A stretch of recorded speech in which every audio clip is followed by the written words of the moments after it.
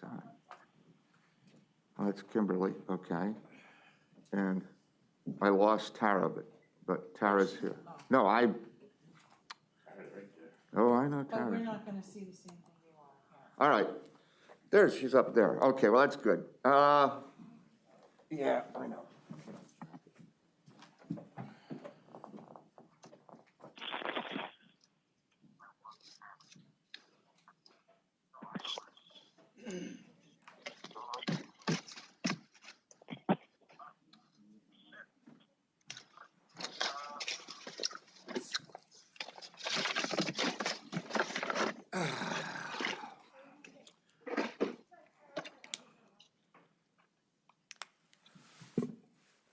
Okay.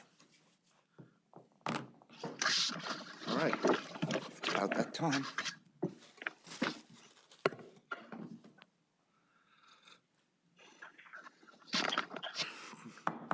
Calling the county council meeting of May 7th to order.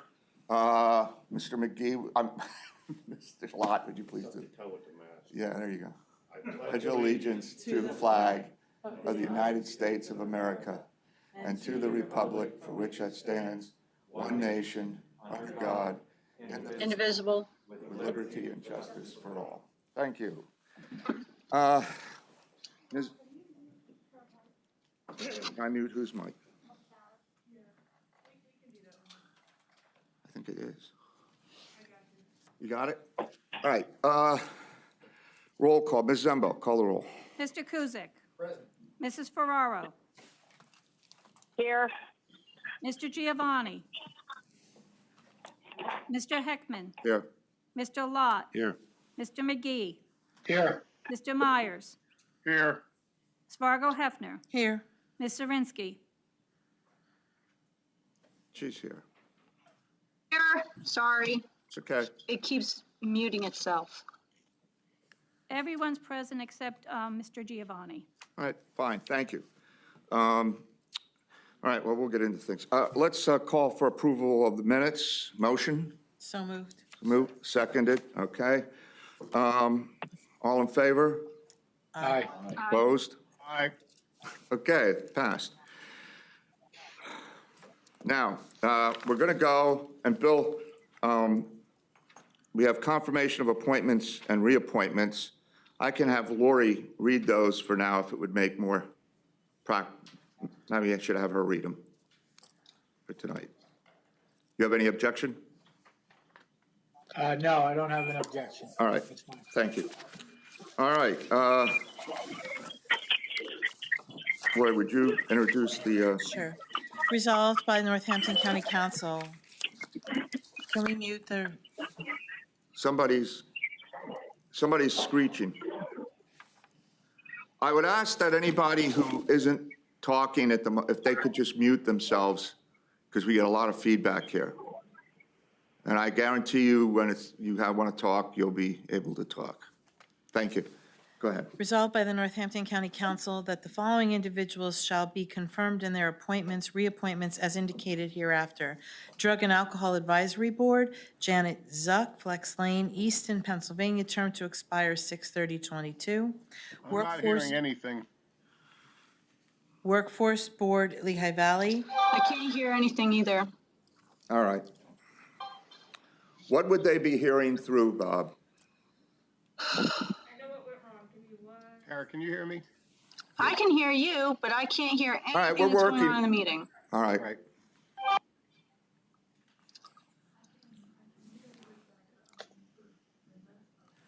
I think this will probably be the last one we do like this, so we'll be okay then.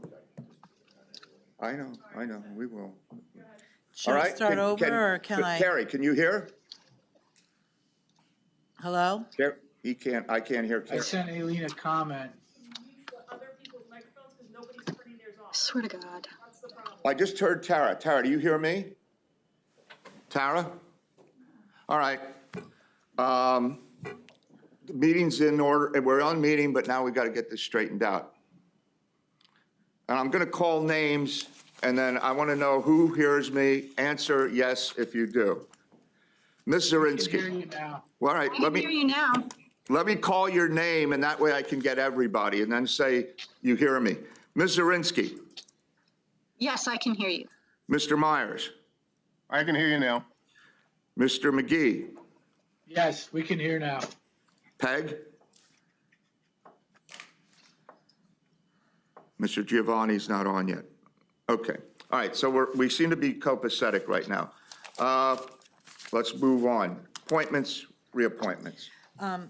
I'll start again. Resolved that these appointments shall be confirmed hereafter.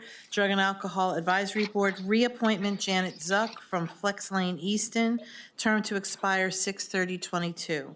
Workforce Board, Lehigh Valley, reappointments are John McDonald from Cobblestone Lane, Bethlehem, and Stephen H. Patterson, Fox Run, Easton, term to expire 6/30/23. And Sharon Shire, 20 Long Hill Drive, Easton. Very well. Any questions? Seeing none? Just one person? I'm sorry, go ahead. Carrie, what's your question? Wasn't there another one, Jeanette Zook? I said that first. That got cut off then, okay. Yes, she All was right, so first. total number of names you said were what? 4. Everybody got that? John, you got my count. All right, call the roll, Ms. Emba, for all of them. Ms. Fargo Hefner. Yes. Mr. Heckman. Yes. Mr. Lot. Yes. Mr. McGee. Yes. Mr. Myers. Yes. Ms. Zirinsky. Yes, Mr. Kuzic. Yes. Mrs. Ferraro.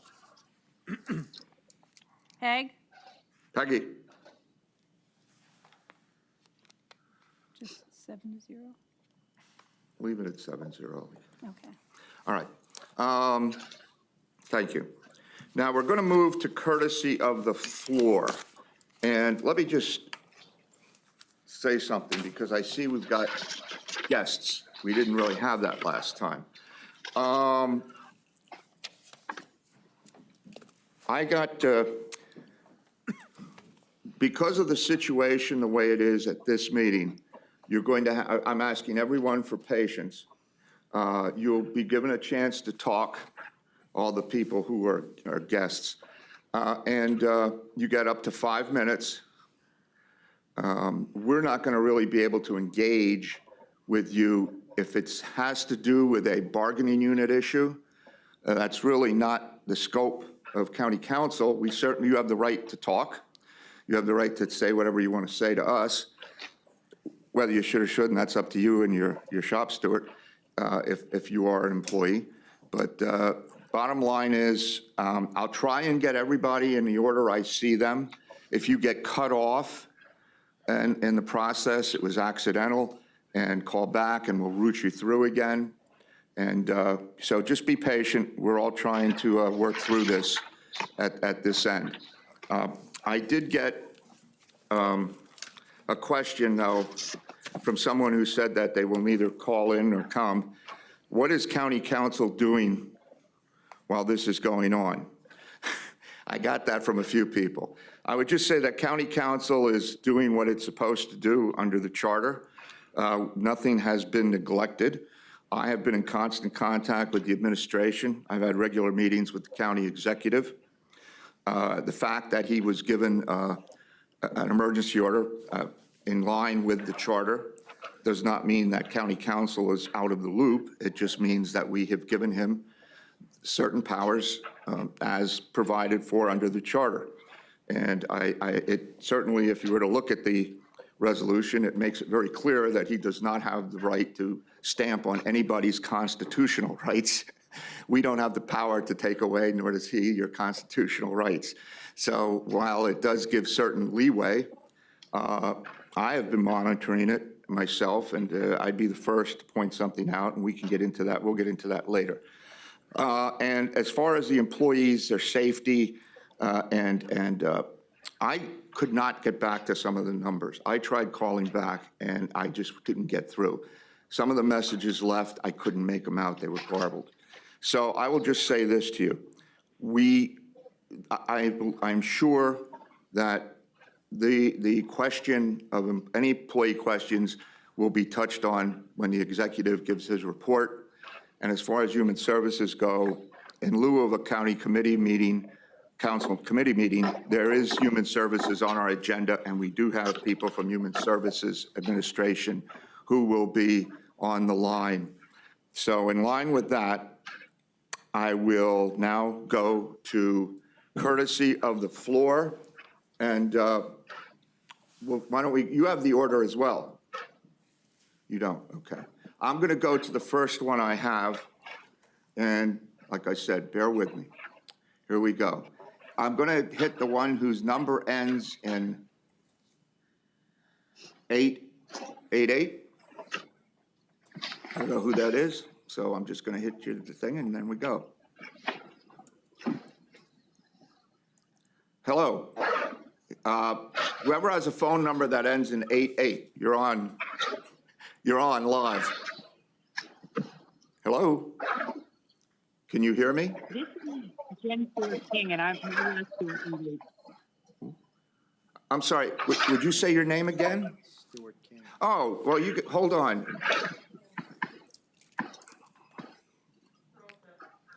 Okay, never mind. The next, I don't have numbers for some people. All right, here we go.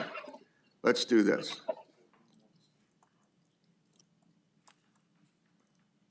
All right, I have a guest I've unmuted. I have no number for them that I can see, so it's the first one on the list. All right, somebody want, I'm sorry, who wants to say something and then we can tell who's on?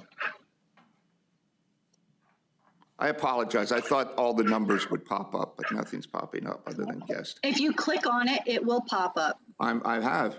There's some of them that don't, they block their color. All right, let me try this, hold on. Okay, it's gonna be, yeah, this is not showing their number, so unfortunately, I have a guest. This number ends in 26.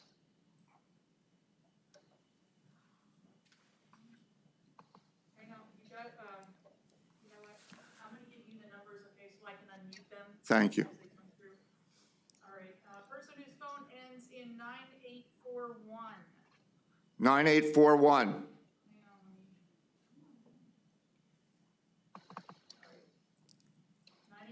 9841. 9841, your phone number ending in 9841, you're on the line. Hello? Can you hear me? Well, we'll come back to you. Go to the next one. 4160. Okay, we're going to the phone person whose phone number ends in, what was it again? 4160? 4160. 4160. 4160, can you hear me? All right, well, this is not a grand experiment that's working well. I guess should. All right. Mr. President, should you ask if they're just on the line to listen, or is there someone who wants to speak? Well, if you want to speak, we're going to call out the number. It's courtesy of the floor, I announced. So it's courtesy of the floor, which means you want to speak. So if I call your number out and you don't want to speak, say no. 41, what was the number again? 4160. 4160, would you like to say something? All right, moving on to the next one. 8442. Number 84412. 8442. 8442, do you want to say something? No. Next one. Oh, this is it. Hello? Oh, that was Tara. Okay, next one. 3842. Well, who's that? Who's the, hello? Who is that? Next one. 3842. 3842, is there something you'd like to address council with? Number three? No, okay. Very good. Next one. 4479. 4479, would you like to address council? Next one. Look at this. Nobody's speaking. 6267, would you like to address council? No, next one. 3459. 3459. Would you like to address county council? No. Okay, thank you. Next one. Oh, that's okay, never mind. No, we'll get her later. 714, that's Todd, never mind. Never mind. 0230. 0230. Would you like to address county council? Okay, next one.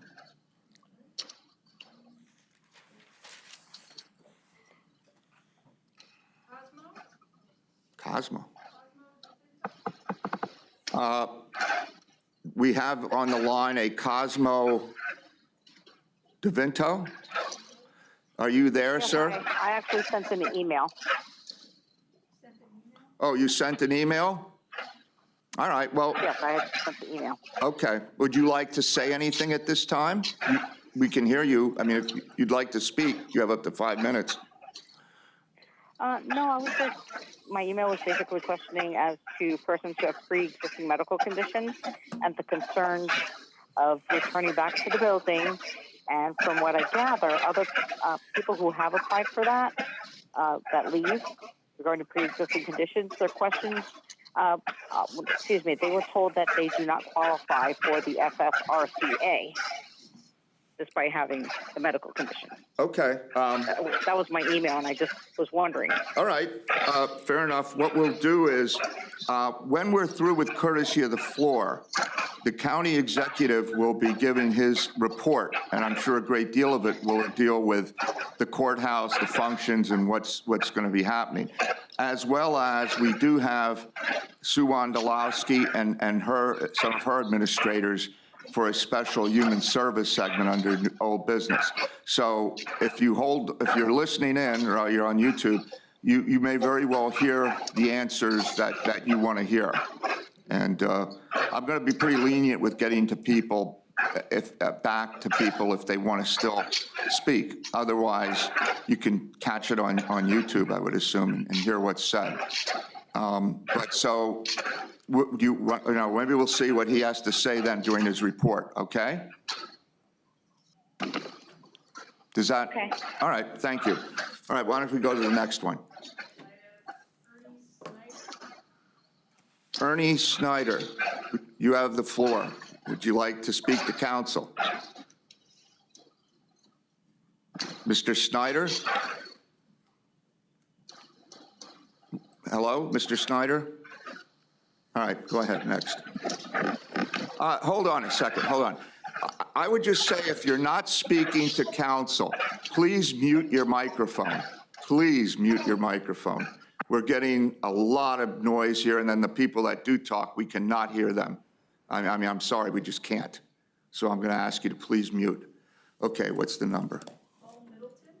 Paul Middleton. If you hear your name, Mr. Middleton, unmute and come on. Paul Middleton.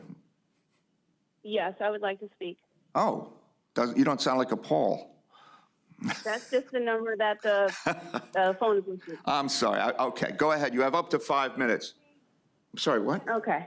Well, could you please give your name, though, for the clerk? She has to put it in our records.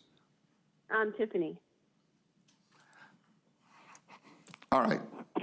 Tiffany, go ahead. Hi, yes. I'm a county employee located at the DHS building. And I do have some concerns regarding us being called back to the building prematurely. We are being asked to return to the building on May 18th, despite the fact that, according to the governor's plan, our county is not to move into the yellow zone until May 25th. In addition to that, that would only move us into yellow, which is recommended. Continue to telecommute whenever it's possible. This is concerning to me simply because I have a family and I have 3 children and a husband and a 103-year-old in the house. And I have been limiting my exposure to the outside world to the grocery store only in my backyard. And I don't feel it's safe for us to return, although this has been addressed with this administration, with seemingly very little concern for many of the employees' concerns, we're being directed to return to the building. I don't know if you guys are aware, but we have capability of working remotely. We've been able to work without any issues to my knowledge, and there's no reason why the undue stress and pressure of us returning to the building at this time is necessary. A lot of us have children who are not in school, who normally would be in school, but due to the COVID-19 crisis are home with us, and they require schooling as well. We are being asked to take our children and put them into daycare to get their schoolwork done with people that we don't know or know anything about, who are also probably going to be overwhelmed with the number of kids in the daycare and the required workloads. Many of the children have Zoom meetings that they have to attend, multiple of those a day. And if you have multiple kids, that's very many meetings. My concern is that we're taking an unnecessary risk with no concern being given to our families. Also, I do understand that there have been some things put in place in accordance with the CDC guidelines. But again, my concern is we are 100% capable of working from home, the majority of us. So why would they take that risk with us when it's unnecessary? All right. Is that the extent of your comments at this point? Yes. All right, thank you. Thank you, Tiffany. Let me just say before I call the next number that I know council members have received phone calls and emails. As I indicated, I tried to get back. I couldn't. I would say this, that the theme would be exactly what Tiffany mentioned. So if you're on, and given how we're trying to juggle this, and that's, you were going to say exactly what Tiffany was going to say, you may want to hold off because I'm positive we're going to hear about this when we have our county executive report. So having said that, I will go on, though. You have the right, if you want to talk, to say whatever it is you want to say. It's your time. So what's the next name or number? All right. Given how we're trying to juggle this, and that you were going to say exactly what Tiffany was going to say. Once again, if you're not talking, please turn your mics off. I'm sorry, by next month, maybe we'll be done. By next meeting, we'll probably be done with this, but for now, please. All right, oh, there's nothing I can do, I'm sorry. All right, what was it again? Sharon Brooks, would you like to address council? Sharon? No. All right, next one. Kristen Labar, would you like to address council? Kristen? Okay, next. Oh, Tom Giovanni's at the meeting. All right, next one. Oh, that's all we've got that have identifying. All right, well then give me, I've got wireless caller, wireless caller, wireless caller. Yeah. May I ask a question? Has anyone chatted in that they said, I would like to speak? Would that be a possibility? Or if they're watching on YouTube, they can't do that? That they're on the phone, so they can't. Okay. All right, give me the, let's go with numbers. We'll run down. No, I don't, all I have left are guests and wireless callers that are identified. Well, all right, well, we have guests. I mean, I can only speak to Bob. Can you help us out here? Caller, you're on the air. Yeah, I mean, I'd say to everybody who wants to speak to council right now, unmute your mic and just say, I do, and we'll sort through all the noise and find somebody. Because I have no way of singling you out.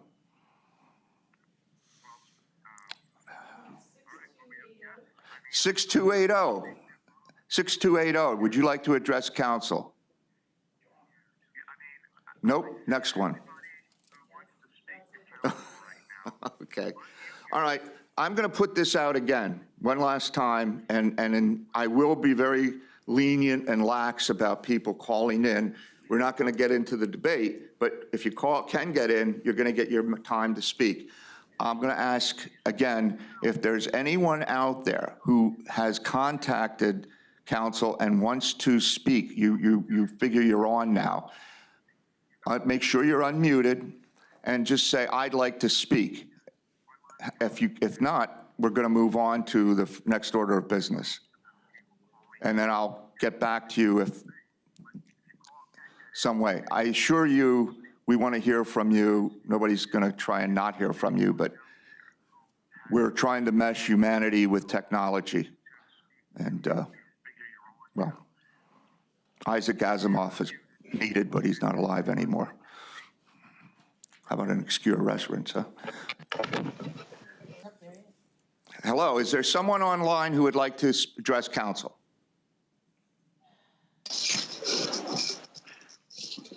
All right. Since no one has spoken up that they would like to address council, I'm going to guess for now you're on and you just want to watch and hear. Fair enough. I would ask people who are not speaking to please mute their mics in some way because it does reverberate.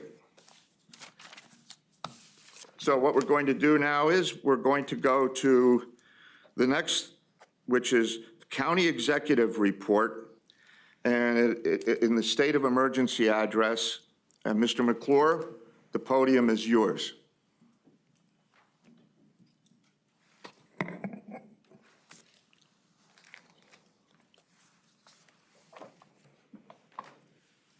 Thank you, Mr. President.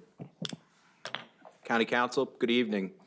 One of the things that has been so important since the national emergency was declared by President Trump, the state of emergency declared by Governor Wolf, and our local emergency declared by you, has been the continuing operation of Northampton County. As you know, we have several institutions that we are responsible for that are 24-hour, 7-day-a-week institutions.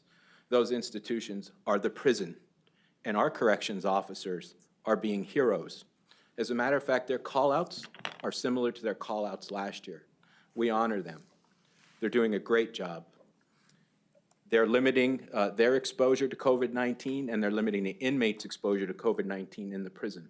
We have had to work on this continuing operation in these trying circumstances, and they're doing a terrific job in the prison. At Graysdale, we have legitimate heroes working there.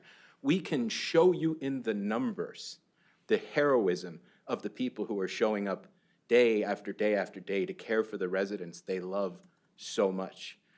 These people must go to work. And when they don't come to work, just like the folks at the prison who don't come to work, they must use their time. They must use their vacation if it's vacation. They must use their sick time if they're sick. They must use their personal time if they choose to do that. That's true at the prison, that's true at Graysdale, and that's true at 911, where that is a 24/7 operation. The continuity and the continuing of operations during the pandemic has been extremely challenging. And the reason it's been extremely challenging is because we have been trying to do two disparate things. On the one hand, we have been trying to keep the people's business moving forward to relative degrees of success. One of the shining examples that I'll turn to you about in a minute is our election staff. Our election staff, you wouldn't normally think of elections folks as essential workers, but they've been working. They've been working, and you're going to hear in a minute from Amy about all the things that they have been doing, because that's part of the continuation of operations in Northampton County. We have an election to put on June 2nd, and they can't sit at home while we're getting tens of thousands of mail-in ballots, while they're mailing out mail-in ballots, while they're training people to work the Excel, while they're about to train people to work the poll book. These folks have done such a terrific job, the continuity of operations in Northampton County, but it's been difficult. We're in a situation we have not been in 100 years. And what I have tried to do as county executive is also help the broader community. And by that, I thought very early on, as the second or third largest employer, depending on how you count, it would be good to send as many folks home to telecommute or just, frankly, be on the bench because so many of our employees can't telecommute. So we have been paying salary and benefits for folks to telecommute and for folks to just be at home and roll in on a periodic basis to give other essential people a break. But at some point, the people's business, and remember, we are public servants. This is about public service. And we are paid, all of us, by the taxpayers. And the taxpayers have not been getting all of the public service that they need to get because I made a choice to help the overall environment by keeping as many people at home as possible. But council, and if I hadn't said it before, please allow me to apologize now. The reason I did that was not meant to keep everyone home until we had a vaccine. It will be at least 12 to 18 months before we have a vaccine. It was not my intention ever to keep everybody home while the taxpayer continues to pay our salaries and benefits until we're in the green. I'm not even sure what that means.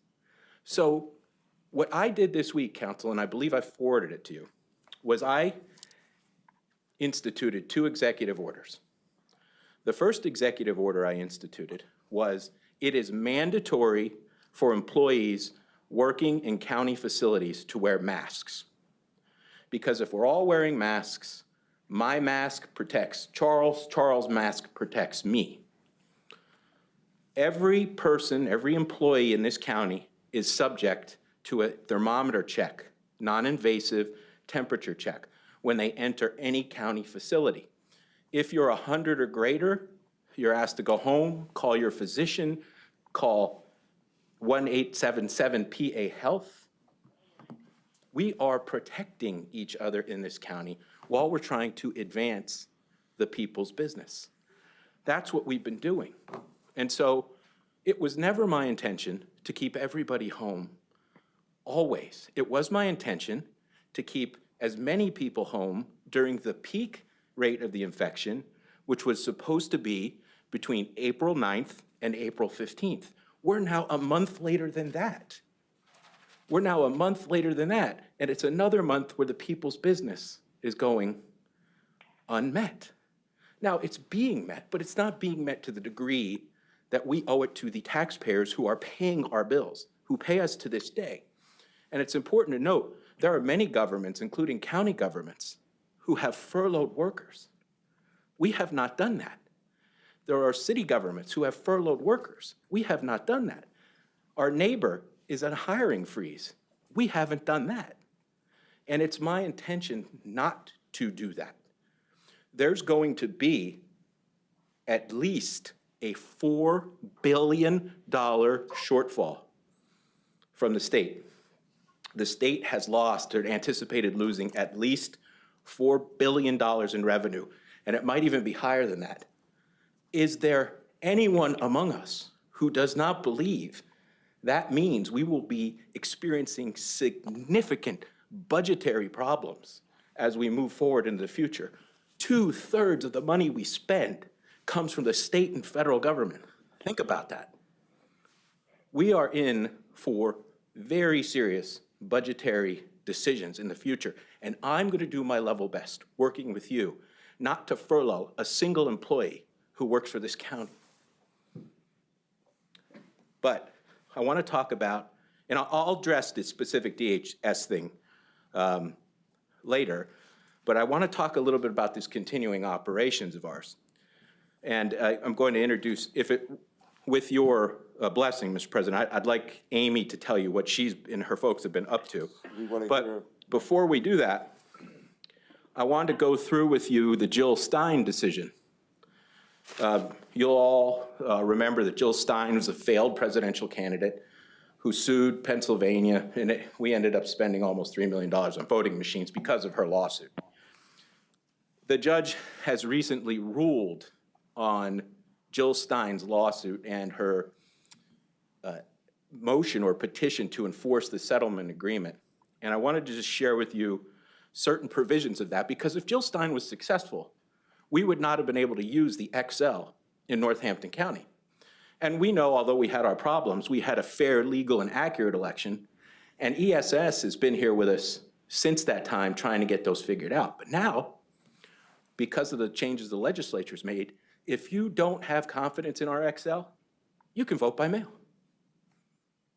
You can vote by mail. But I want to read some of the things that the judge said, because I think it's important, because we've been continuing to move the county forward. On the first page of this decision, this is Jill Stein versus Kathy Bookvar et al. Pennsylvania's computer expert testified credibly in 2016 that Stein's allegations are approximately as likely as the fact that androids from outer space are living amongst us and passing as human. Her allegations that challenged voting machines are unreliable and thus violate the settlement agreement are baseless and irrational. I will deny her motion. This is United States District Court Judge Paul Diamond.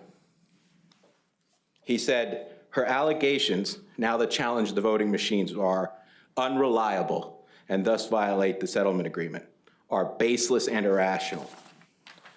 He said, the parties introduced documents and called witnesses, including the product manager of the Express XL, the challenged voting machine, who demonstrated its use. 3 of the 4 witnesses Stein called were adverse, employed by the Commonwealth or the city. Her only witness was computer expert J. Alex Halderman, PhD, whose ill-considered theories formed the basis of both Stein's original complaint and the instant motion to enforce. I largely discredit Halderman's testimony and credit the testimony of the other witnesses called by both Stein and the Commonwealth. So there's a lot of this from Judge Diamond, and I won't belabor the point because I know you want to hear from Amy about the real work she's doing. But ultimately, this was a federal judge's conclusion about the lawsuit that sought to keep us from being able to use our XL. The Commonwealth and the city have expended considerable resources to demonstrate that Dr. Stein has based her motion on absolutely nothing. There is no credible evidence even suggesting that the EAC and Pennsylvania have certified machines that can be hacked. No evidence that they can be hacked. This is a finding in federal court. Yes, Dr. Halderman's daft theories promoted by Dr. Stein will undoubtedly shake the belief of some in their government because Stein has convinced them that voting integrity is at risk in Pennsylvania. That is certainly the most unfortunate consequence of Stein's pointless motion. Because there is no basis in fact or law to order the relief Stein seeks, I will deny her motion. And now, Amy, so now that we've dispensed with the fantasy. Mr. Executive, can I Yes. ask you a question? Sure. Will that decision influence the suit that I understand is still floating out there? Do you think, can they use that as? It is, the short answer is no, it's not binding on the Commonwealth Court. But I'm certain that Judge Bropson has taken a look at it. All right, thank you. Amy, if you want to give a. And I just want to say, Amy Cozy has done a superlative job since we appointed her registrar. And before I forget, in getting the ballots out, we've had so many mail-in applications, and we have so few staff. We directed employees from the civil division and criminal division to help get those ballots out. And I want to personally and publicly thank those people from the criminal division and civil division who helped out in getting the ballots out. And I think Amy would agree with me about that. Amy, would you like us to spray the microphone cover? No, I'm serious. I don't know. We discover protocols as we come along here. We have some stuff you can rub on it if you want. I don't know how you trust Mr. McClure. All right, go ahead. I'm sorry. No, I don't want to take up too much of your time. Just echo what Executive McClure said, we have, as of today, we have mailed out 29,000 ballots. We have been able to keep up with the same day the voter applies. We've typically gotten their ballot out the same day, so we have managed to stay on top of it. We are very much looking forward to the deadline coming, though, and being over. Which is, could you repeat the deadline again? May 26th is the last day to apply for a mail-in ballot. We completed logic and accuracy testing on the machines yesterday. All of the machines, we spent about 45 minutes to an hour on each machine. Everything was good. We ran the results just as we would on election night. Everything was accurate and 2 thumbs up. So we feel good about that. We have no shortage on any polling locations. We called every single one. Thankfully, they have been really fantastic and understanding about what's going on right now. So we are not down any polling locations. We don't have to consolidate any polling locations.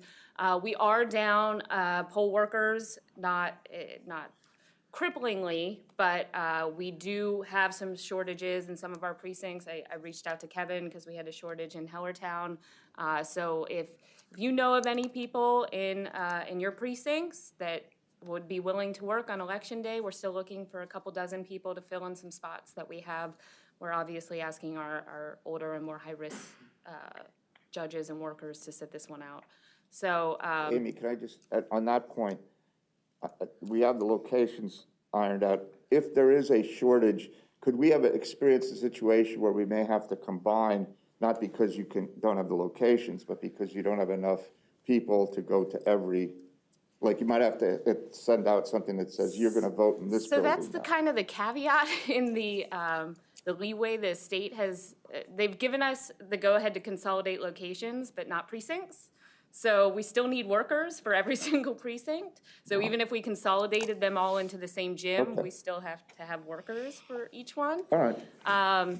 Which is one of the main reasons we didn't want to consolidate locations, Yeah, because it just seems like we're shoving more people into smaller spaces. Exactly. So we're grateful to keep the locations where they are. I'm sorry. No, he has a question too, so go ahead. Oh, go ahead. No, go ahead. Each precinct needs how many poll workers, 4 or 5? It depends on the amount of machines that they have. We'd like to have at least 4 at every precinct. We need a judge, we need a machine operator, and we need a minority and a majority inspector. And they must be a voter in that precinct to work that precinct? No, they did lax on some of the requirements for poll workers. They just have to be a registered voter. Anywhere in the county? Anywhere in Pennsylvania. Wow, okay, thank you. Lori? Yeah, my follow-up to that was just a clarification on these consolidations, because today was the first I heard that there might be places where you may want to go and your poll will be closed. So when is the end date of that decision? The Commonwealth has given us 20 days to notify anybody of location changes, but as I said, we literally at 5 p.m. made our last call to our last polling location to confirm. We had sent letters out, but we did get a verbal confirmation from everybody, so we are good to go. The other follow-up question I have to what you're saying is, somebody was pushing also in the opposite direction, that it's mail only, and people will lose their right to go to the polls. That's like false news, correct? That is not true. Thank you. You can certainly vote by mail. We're encouraging that. We don't want to force anybody to vote who's not comfortable voting in person. But everybody is still welcome to go to the polling location if they want to vote in person, unless, of course, they applied and sent back a mail-in ballot, in which case, you will not be allowed to vote on the machine. I think, are you finished? Yes. Mr. Kusick, go ahead. Yeah, well, we have a lot of high school and college students that are home That's- now, so you have a. That's been the large well, percentage of our replacements have been a younger demographic. So yes, they have, and we pay better than anybody else in the state, so it's a nice day's pay for a college student. One thing that I wanted to clarify, and I got an email about this from somebody, you cannot put a sticker on one, On your, so if you do a mail-in ballot. Right, that you're- yeah, if you have a mail-in ballot, you are cannot do not write-in allowed stickers. to do stickers, okay. Right, that is correct. Because there was, somebody asked me about it, an email went around, and I don't know who's doing the write-in for anything right now, but I just wanted to There clarify is I that. think there is one for the congressional race, but, yes, you cannot, you can't use stickers on the ballots. Okay, Is that it, John? that's it. Before I'll ask the people that are online, you still have things to say, or were you pretty much wrapped up? Just to clarify, you're talking about like pre-printed names, but stickers are pre-printed. Right. names. If somebody's launching a write-in campaign, maybe they send everybody stickers that they, Right. but, no, So they yeah, have to physically write in the person's name. yeah. Back when we had the old lever machines, you could slide the lever up, put the sticker on the roll, and it would go. You can't do that now with the write-in. No. Now, Amy, you said, the requests come in, like, online, people can request, and then it gets out right away. Now, I do know of one and possibly another person who said they did it some weeks ago and they haven't gotten their ballot yet. Should I have them call you directly? Well, that would be very strange if that's the No, I'm case. just- Certainly, they should call us. Now, we did have a case where we had people, applying back in February and March for ballots. Obviously, we didn't send any ballots out until, Oh, mid to late April. but but then the ones that you got sent it before you could, then you got to them once you could and sent Right, it. we had to do a big push Yeah. right when we first started sending out ballots. We had to get we print labels once Okay. an application is approved. We had 12,000 labels stockpiled, ready to go. So that was our first big push, where we were lucky enough to have other county employees help get us, started. And now we're going strong at almost 30,000. Good.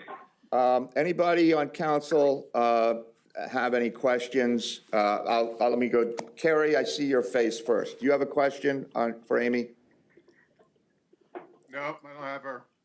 Okay. Tara, I see your face. Do you have a question for Amy? No, I'm good. Thank you very much. All right. I appreciate all the work that's going into keeping these elections running smoothly. Thank you. You're welcome. And she's, I'm sure, welcome. I don't know. I'm just a middleman right now. Bill, Mr. McGee, do you have any questions? You're done. No questions. Thank you. Peg, any questions? Go wash your hands. Tom, you have any questions? No, I have no questions. Everything sounds good. All right. Well, if there's no other questions. Ron, Oh, I'm sorry. Who is it? I had a question. Oh, Peg. All right. Go ahead, Peg. You're on. Peg, go ahead.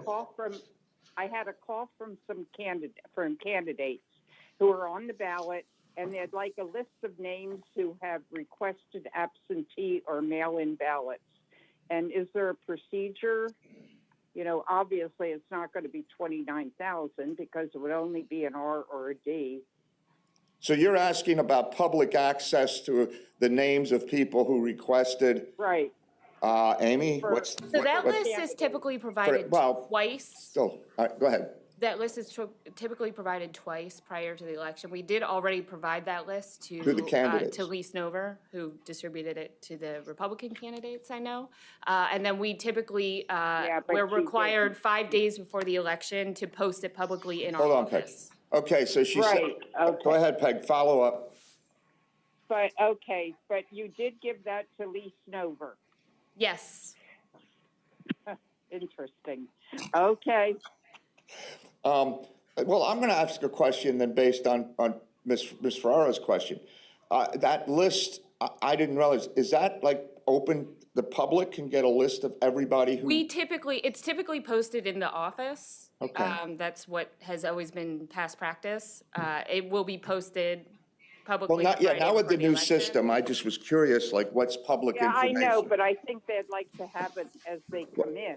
It's several thousand pages long, just so you know. All right, so apparently, Peg, I know we had. We're required by law to provide it twice.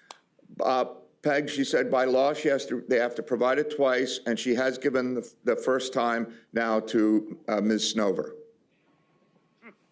Okay. All right, okay, Peg, is that it for now?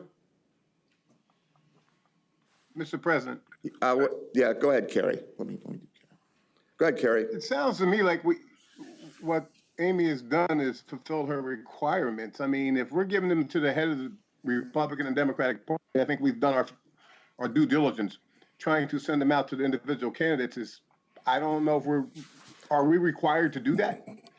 I would say this, Carrie, I don't know, I'll let Amy answer, but I think what your basic point is absolutely correct. She's fulfilling the requirements of the law, and I think it's up to an individual to contact her, not to go running around looking for candidates. But do you want to answer his question? Well, I did, when we initially got this request, the list was only about 300 pages long, and we did forward it to our solicitor, Ricky Santee, who advised us to distribute the list this time.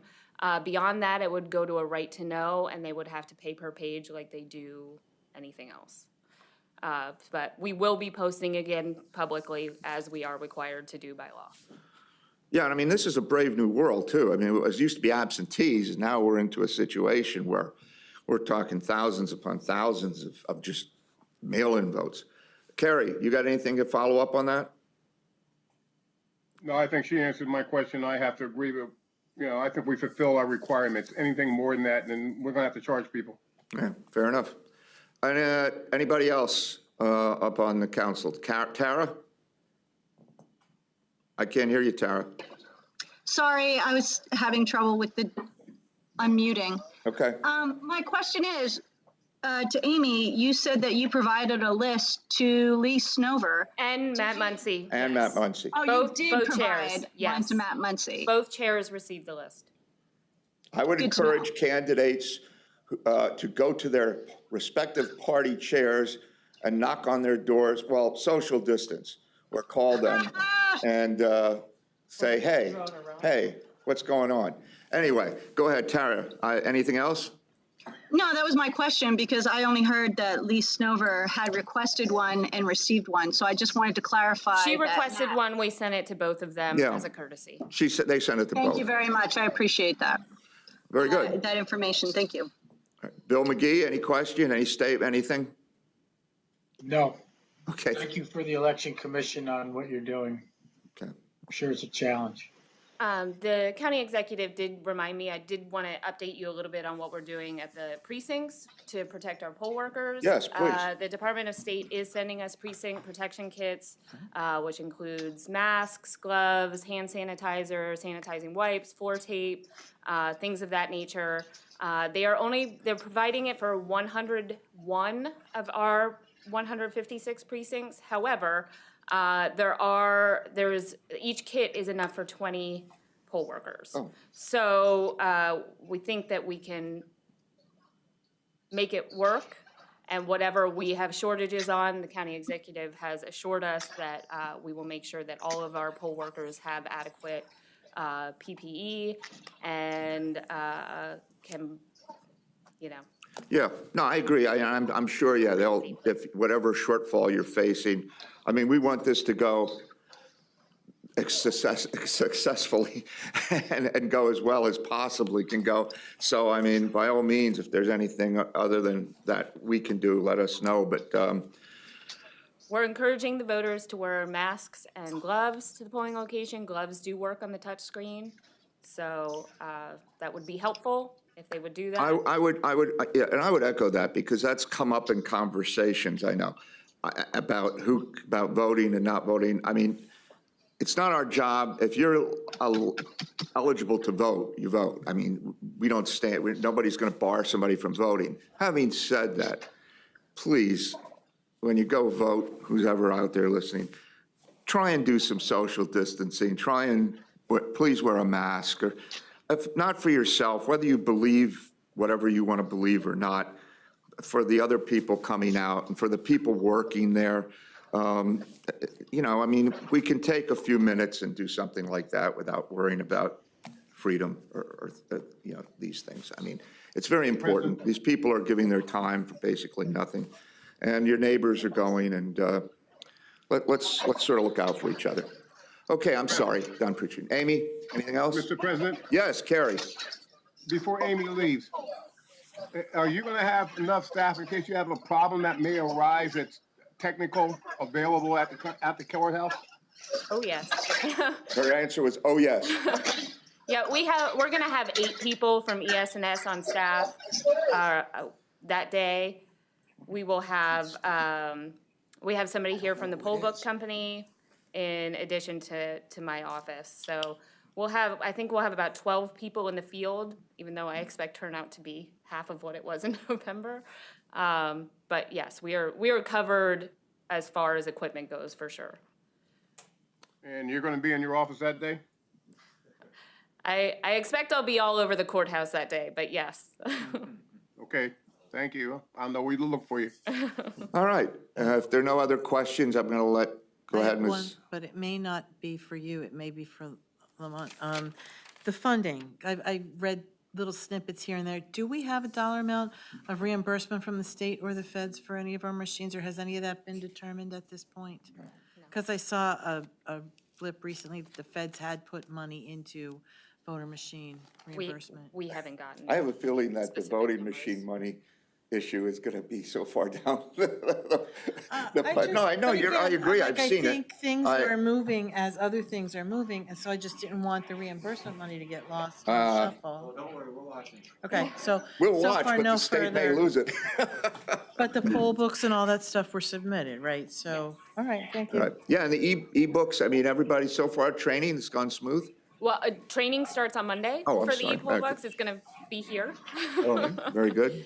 So that we can social distance, but Good, good. Well, thank you, Amy. Any other questions for Amy? Thank you very much, and thank your staff. I see him here. Thank all of you for the effort you're putting in. Mr. Executive, you want to follow up? I do. Thanks, Amy. That was excellent. So we've talked a lot tonight about continuity of government during a pandemic that hasn't happened in a century, and Amy Hess and all their staff are a big reason why we're going to be able to pull an election off on June 2nd, and I thank them. With respect to the continuation of government, even during a national emergency, I wanted to share with you, as you know, the ordinance you passed regarding responsible contractors was challenged in court. You won at the district court level, and then that was appealed by your opponents in the lawsuit, and you won at the Third Circuit. So that case is just about over. I think their time to appeal to the United States Supreme Court is just about run, and your ordinance has withstood a withering legal challenge, and that is a credit to you, especially to you, Mr. McGee, the author of that ordinance. But I just want to read what the court wrote. The district court correctly found that ABC has not shown that the municipality's RCO's certification requirement lacks a conceivable rational basis. Thus, we will affirm its order dismissing ABC's claims. And in addition to telling you about the winning you're doing, I wanted to also use this as a bridge to continue talking about how your work continues to get done with social distancing in mind and safety practices and OSHA, but your judge's roof is being repaired pretty much as we speak. This isn't just simply a matter of convenience. You've got millions and millions of dollars invested in that newest part of our facility, and that roof needed to be fixed, and it's being fixed right now. Your new parking lot is just about done. I think we're probably another month and a half away from actually being able to use that parking lot. And these are a credit to the tradespeople who are doing this work. They're brave folks, and as soon as the governor let them come back to work, they came back to work. And we really appreciate what they're doing.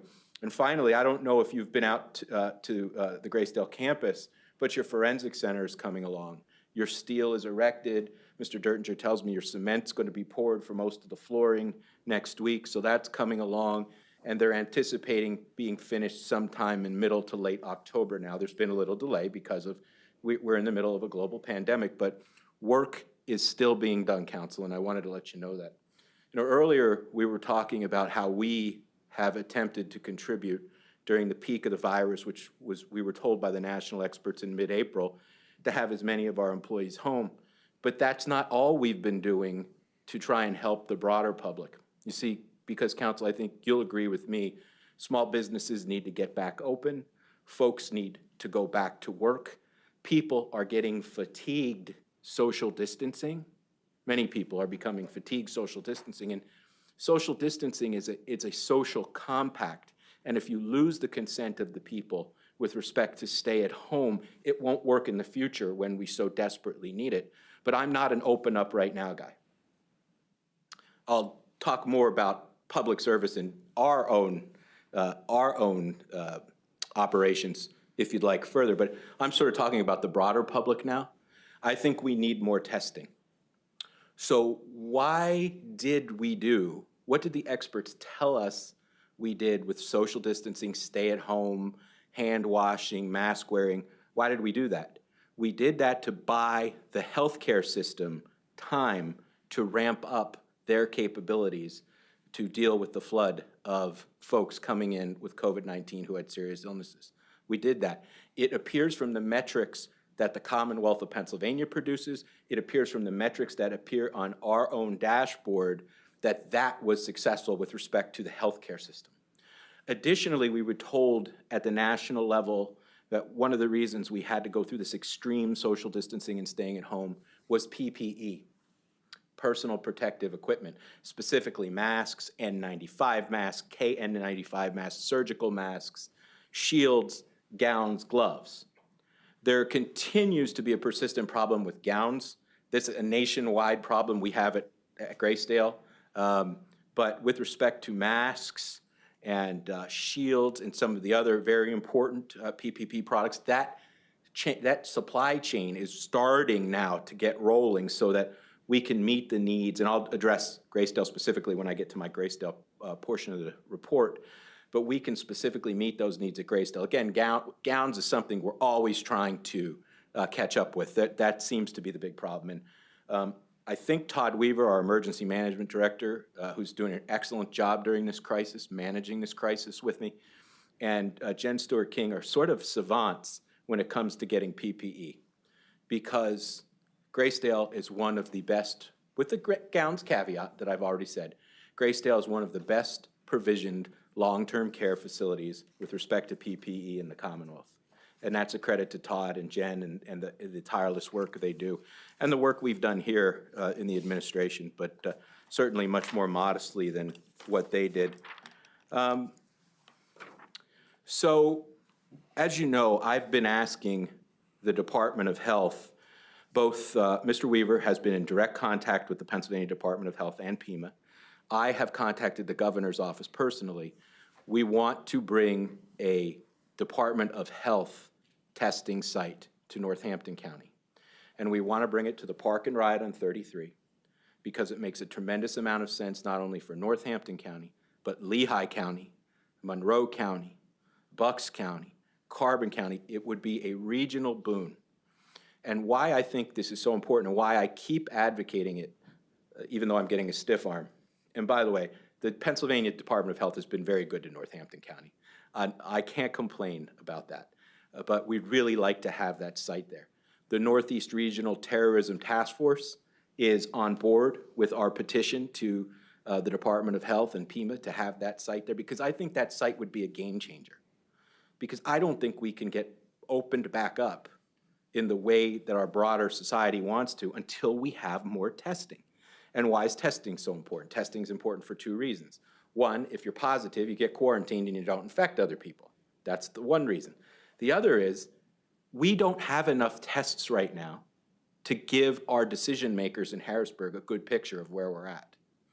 And there's a reason for that. St. Luke's, credit St. Luke's for this information, has done an analysis of the impact of the virus in the counties that they are treating folks in.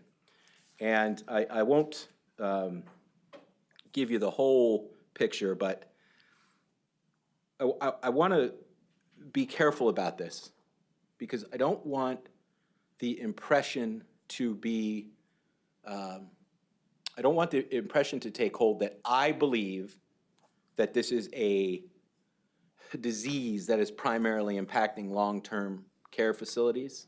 But in our region, the brunt of the burden and the horrible and heartbreaking impact of COVID-19 is being felt in long-term care facilities. And let me just give you, so in Berks County, for example, the overall death rate from COVID-19 is 4%, okay?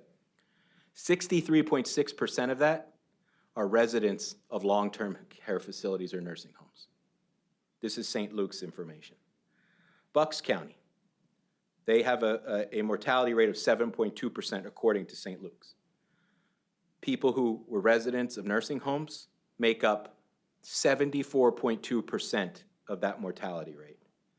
Carbon County, their overall mortality rate is 8.1%.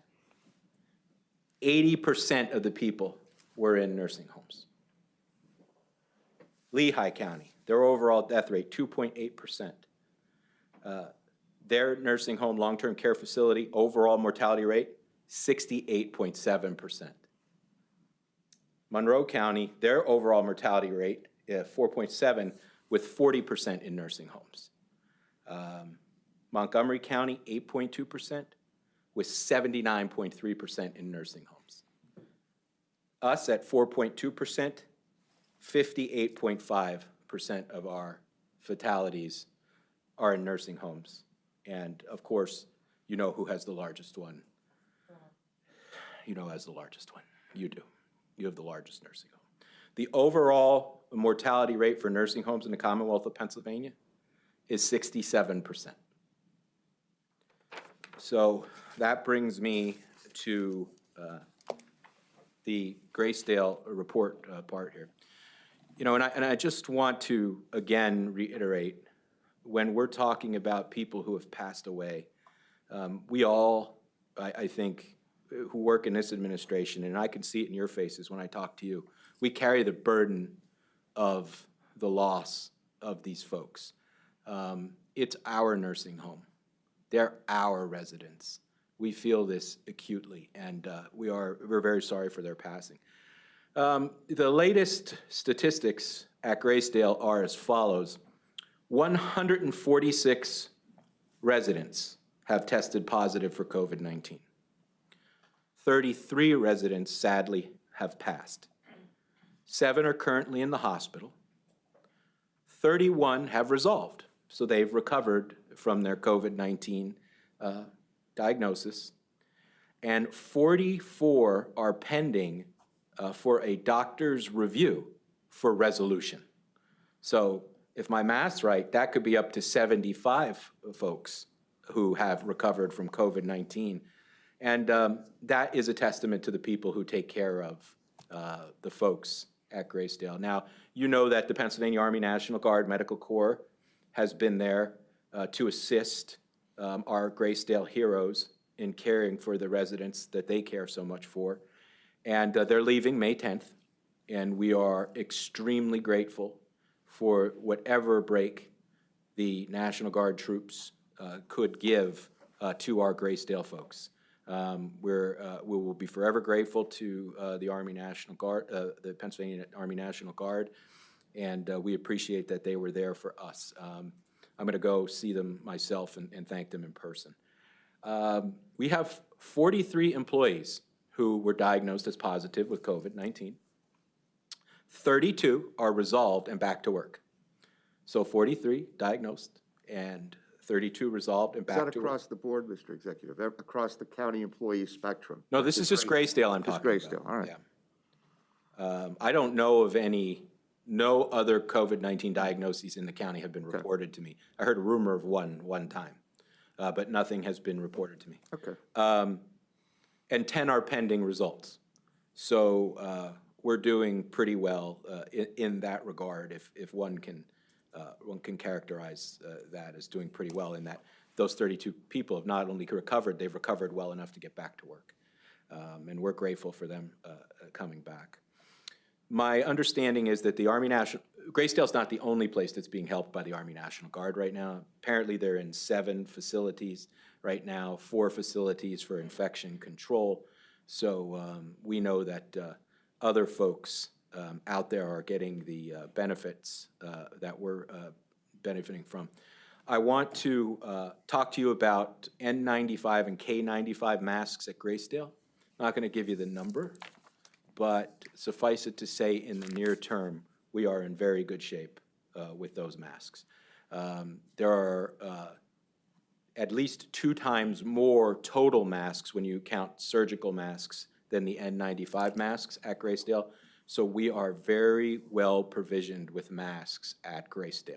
And I will repeat, we're probably the best provisioned long-term care facility in the Commonwealth in that regard.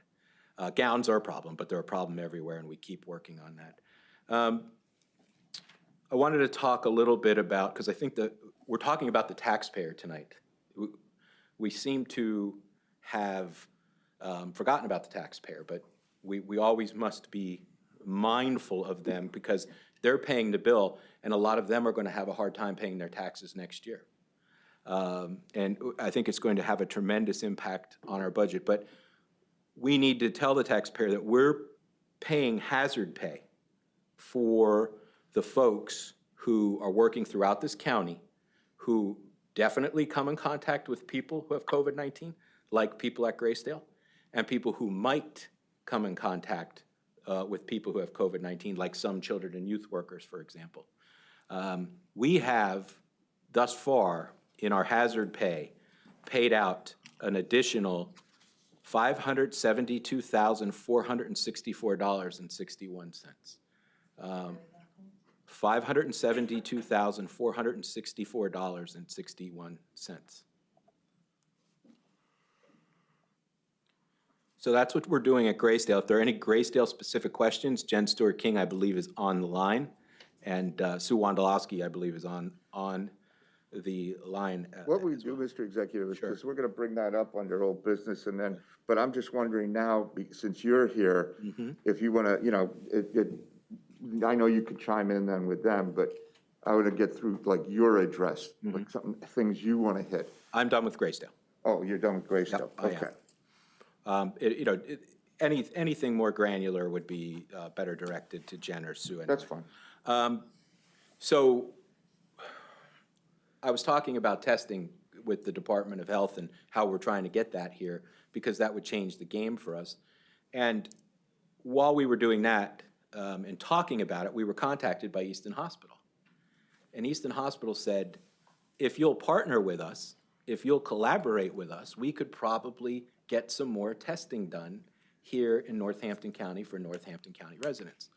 So we were fortunate to receive some CARES Act money to help us combat COVID-19's effects here in Northampton County.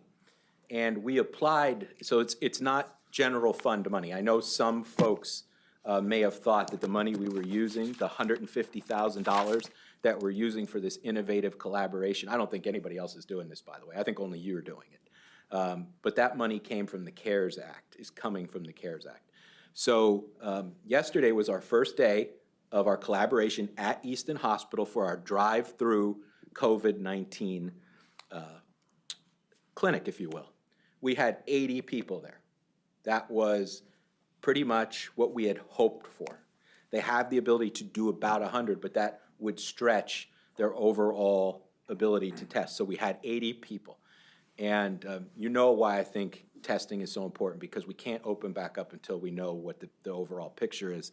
Today, they had 67 people tested at Easton. So our clinic there runs, it was yesterday, today, and tomorrow from 10 to 4, and then next Monday and Tuesday from 10 to 4. And you don't need a prescription to go.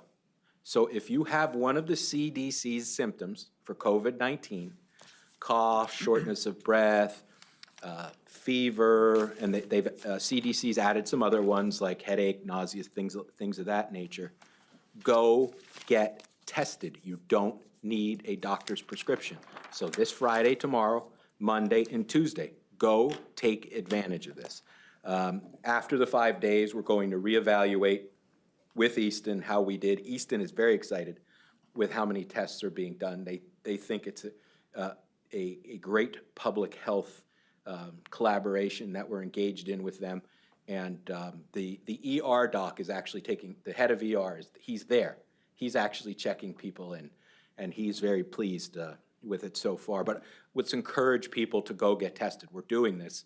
We put the money in. Our emergency management is conducting the traffic flow. It is a highly professional operation. And I encourage you, if you have symptoms, go, go, go. So we did 80 the first day and 67 today. Now, the state yesterday did 63 at Mohegan Sun. So I told Todd Weaver in his contacts with the Commonwealth, I'll get more than 63 done for them if they come down here a day. What's the last day they're testing? Tuesday, and then we'll reevaluate whether we're going to continue it or not, and we'll see what we can do there. But that's what we're doing for the broader public in that regard. I mean, I'm just going to say, okay, I'm just going to say that the executive said this money has come from the CARES Act. Yes. What's the cost for this round? $150,000.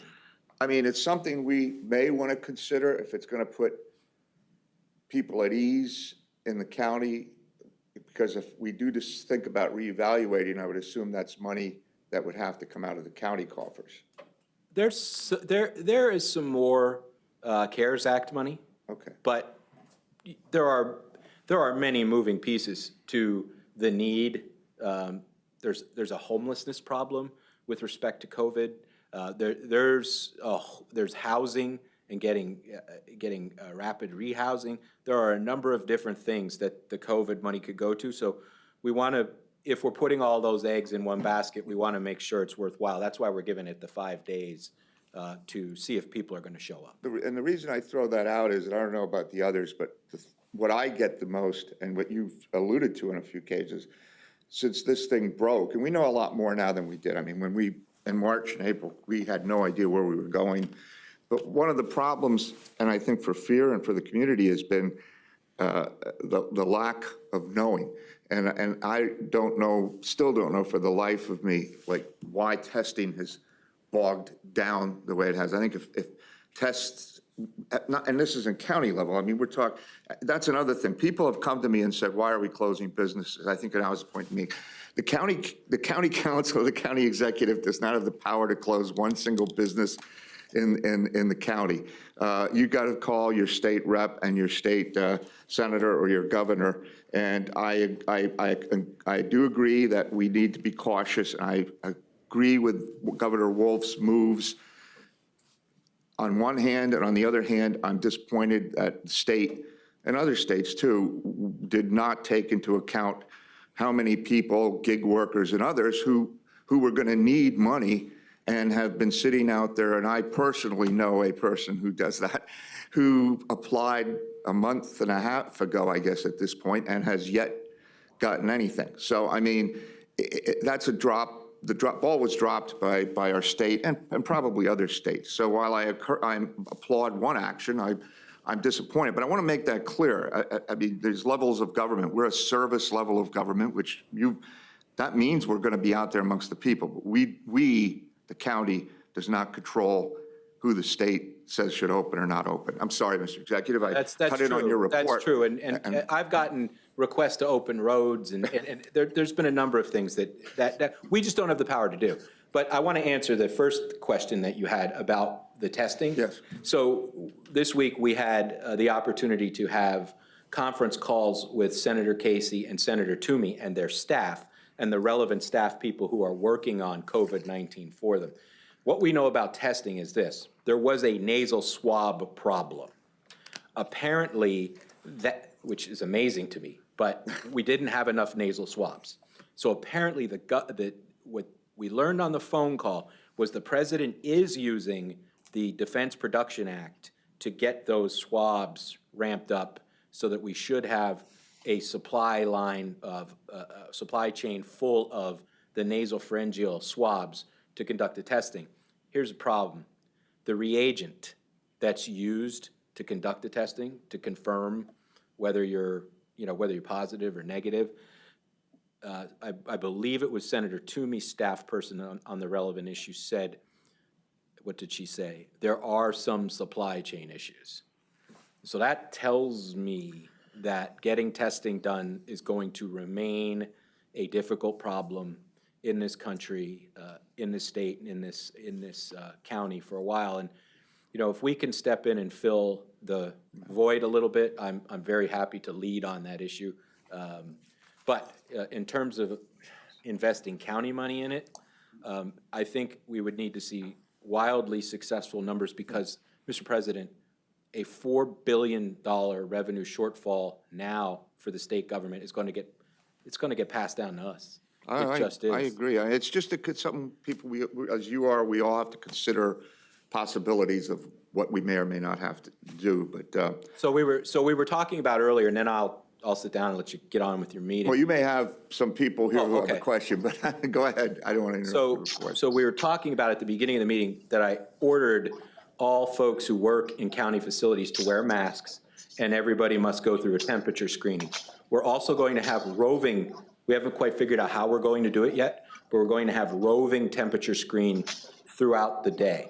So that even if you come through in the morning and you're okay, we want to make sure throughout the day you're not spiking your temperature. And this is to protect everybody. Everybody's going to be wearing a mask, and everybody's going to have their temperature monitored. I think we got that, right? But I've also ordered that anyone who comes into the courthouse from the public for admittance must also submit to the temperature screening and must also be wearing a mask. Now, I realize that that may be controversial, but I think it's the best way to protect everybody. Now, so I'm clear about this. We have not made any decisions about admitting the public back into county facilities. So there isn't even a timetable at this time to let the public come back. Now, in the courthouse, there are certain exceptions already. And those exceptions are people who must come or are compelled to come before the court of common pleas. But they have very much minimized their calendar. So it's not that many people. We've kept it open for people who need protection from abuse orders. We just felt that that was an appropriate thing to do, and that has been true since the day we closed it. We have it, you can come here now starting May 11th if you have an election-related issue. The last day to register to vote, is Amy still here? She gone. The last day to register to vote, I believe, is the 18th. The last day, am I right, Charles? No, that's for the application. Yeah. So we want to make sure that any citizen, as long as they'll have a temperature screen and be wearing a mask, can come in and take care of their election-related issues. And also, a fine legal point, but if you have a lawsuit that the statute of limitations is expiring, you can come in, because that's a real thing. You know, that's a sort of, there are very few iron laws, but if you miss the statute of limitations, you are out of court. So people can come in and do that right now. But as far as general admittance to county facilities, we have no current plans to admit the public to our facilities. And certainly they'll be subject to temperature screening and masks when we do that. I'm going to ask a question, and you may have the answer, and maybe I'll actually refer them to our solicitor. I know as public officials, we tell people what we know, what we like to, but we should also be willing to say what you don't know. And I was asked this question, and I don't know the answer. If somebody wanted to come to a council meeting when the courthouse is closed, when the government center is closed, must we allow them to come in? In other words, is it open to the public right now for a meeting, our meeting? He's nodding yes. If they had a temperature check and were wearing a mask, I'd let them in. Okay, well, and see that, I know now people are talking about the very fine points of what you can legally do and not do. So I wasn't about to answer that question because I didn't know the answer. Be quite honest with the person, I didn't know. So I'm hoping the next meeting in May, we're going to do, maybe in courtroom number 1 or something.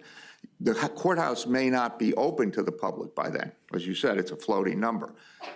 If someone shows up and says, I'm here subject to the mask and the temperature, I'm here for the public meeting, they would be, Mr. Executive? They would be admitted. Okay. I just wanted to clarify, so people have seen and hear, somebody's on that may have wanted to know that. Yeah, and I mean, I wanted to clarify too, I don't have the power to tell council members not to come to a meeting. I just encourage council members not to come until we had a handle on this. I mean, we're still in the crisis. We just happen to know more now than we did then.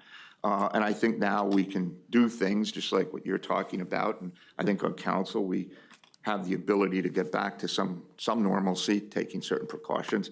But I needed that answered. So you answered it, and I'm fine with that answer. What, did you want to address anything else? No, that concludes my report, sir. All right, so if you don't mind, what I want to do is, because there may be especially with the employee thing, everybody got in that, and I don't know if they're going to address, you've addressed it, but somebody may have another question. So I'm going to go down my list, and then you can follow up if you want, but I'd like to take it this way first so we don't step on each other like we did last meeting. Ms. Zirinsky, do you have any questions for the county executive? I have a comment. All right, what's your comment? Well, then I have a question. All right. So my comment is, and I'm getting a lot of feedback right now. So, okay. We can hear you. I hear hear you some pretty well. feedback, but we can hear you well. Oh, okay, then I'll just talk over. Talk.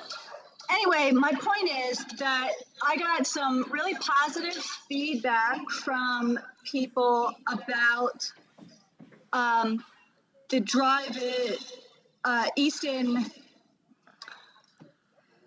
It's so hard to talk with this. Is it from your end? I mean, are you too close to the mic? Bob, do you have any advice? She's having feedback issues. Two things going at the same time. Do you have your YouTube on? No. Oh. The Norco technology man is back with the Norco money man. We heard you say you got some positive feedback about our testing Yes, collaboration. we've heard you with so Easton. far. Go ahead. Yes, thank you. I welcome. did. I got some positive positive feedback back about the testing, Good. and that was a very good thing. You, hold it. Your mic's off. Did you shut, Okay. There you go. I didn't shut it off. We hear you. But I got a lot of other calls about concerns going back to the Human Services building. And I just wanted to convey those terms because I got almost 50 emails and many of them were the same. And I did address some of my concerns with Lamont already. And I just want to make sure that those concerns continue to get addressed and that somehow we have a mindful reopening. Part of my concern is that parents with children are having a very difficult time right now because there is no school. And I know, because I am a parent of a 10-year-old, that there are no summer camps right now. So parents are going to be in a real bind between now and the reopening of schools. For anybody who has a child that's under 11 years old and over probably a 5 or 6, it's going to be very difficult, and choices are going to have to be made about whether you leave that child home alone or whether you decide to use all of your leave or anything like that, medical leave or vacation time. So that was one of the concerns that was brought to me today, and I can very much sympathize with that. I'm fortunate enough to work from home in my job, and I know that telecommuting can work in some ways, and I'm just asking the county executive to continue that dialogue with the members of the Human Services so that we can move positively and safely forward. All right. Thank you. Anything you'd like to say, Mr. Executive? Yeah, I just, I want to say thank you to the councilwoman. We did have a conversation, a lengthy one this afternoon, and I was grateful to her to hear the point of view that she was expressing, and that the folks from DHS are expressing a point of view. I have a great deal of empathy for the difficulties that all our employees. Who just jumped on?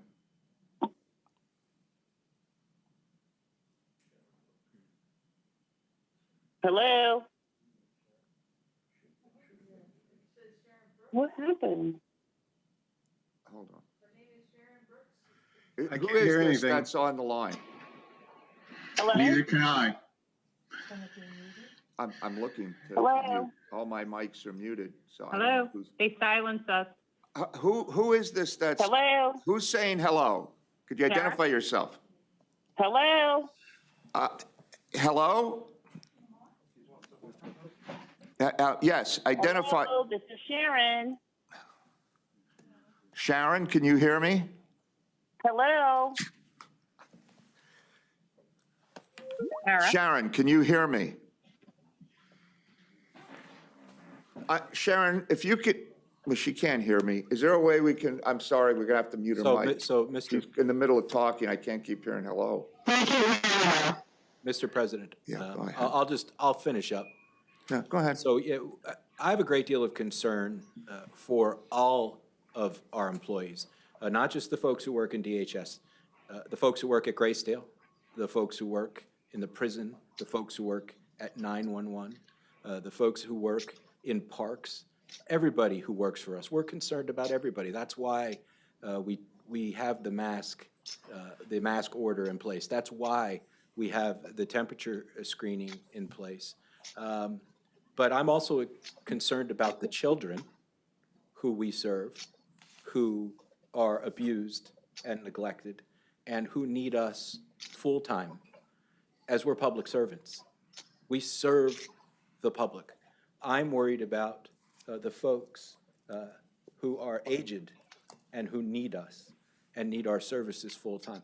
I'm worried about the folks with mental health issues who need us, who need to be looked after during this very important time. I don't have an issue with our DHS employees.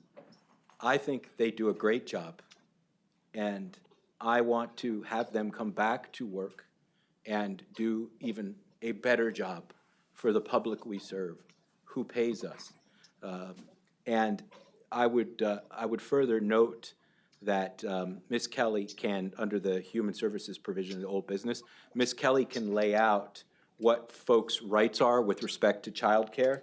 I think Ms. Kelly's done a pretty good job with the analysis of the CARES Act and the extension of the FMLA. She can explain who's eligible, who's not, and what the parameters are.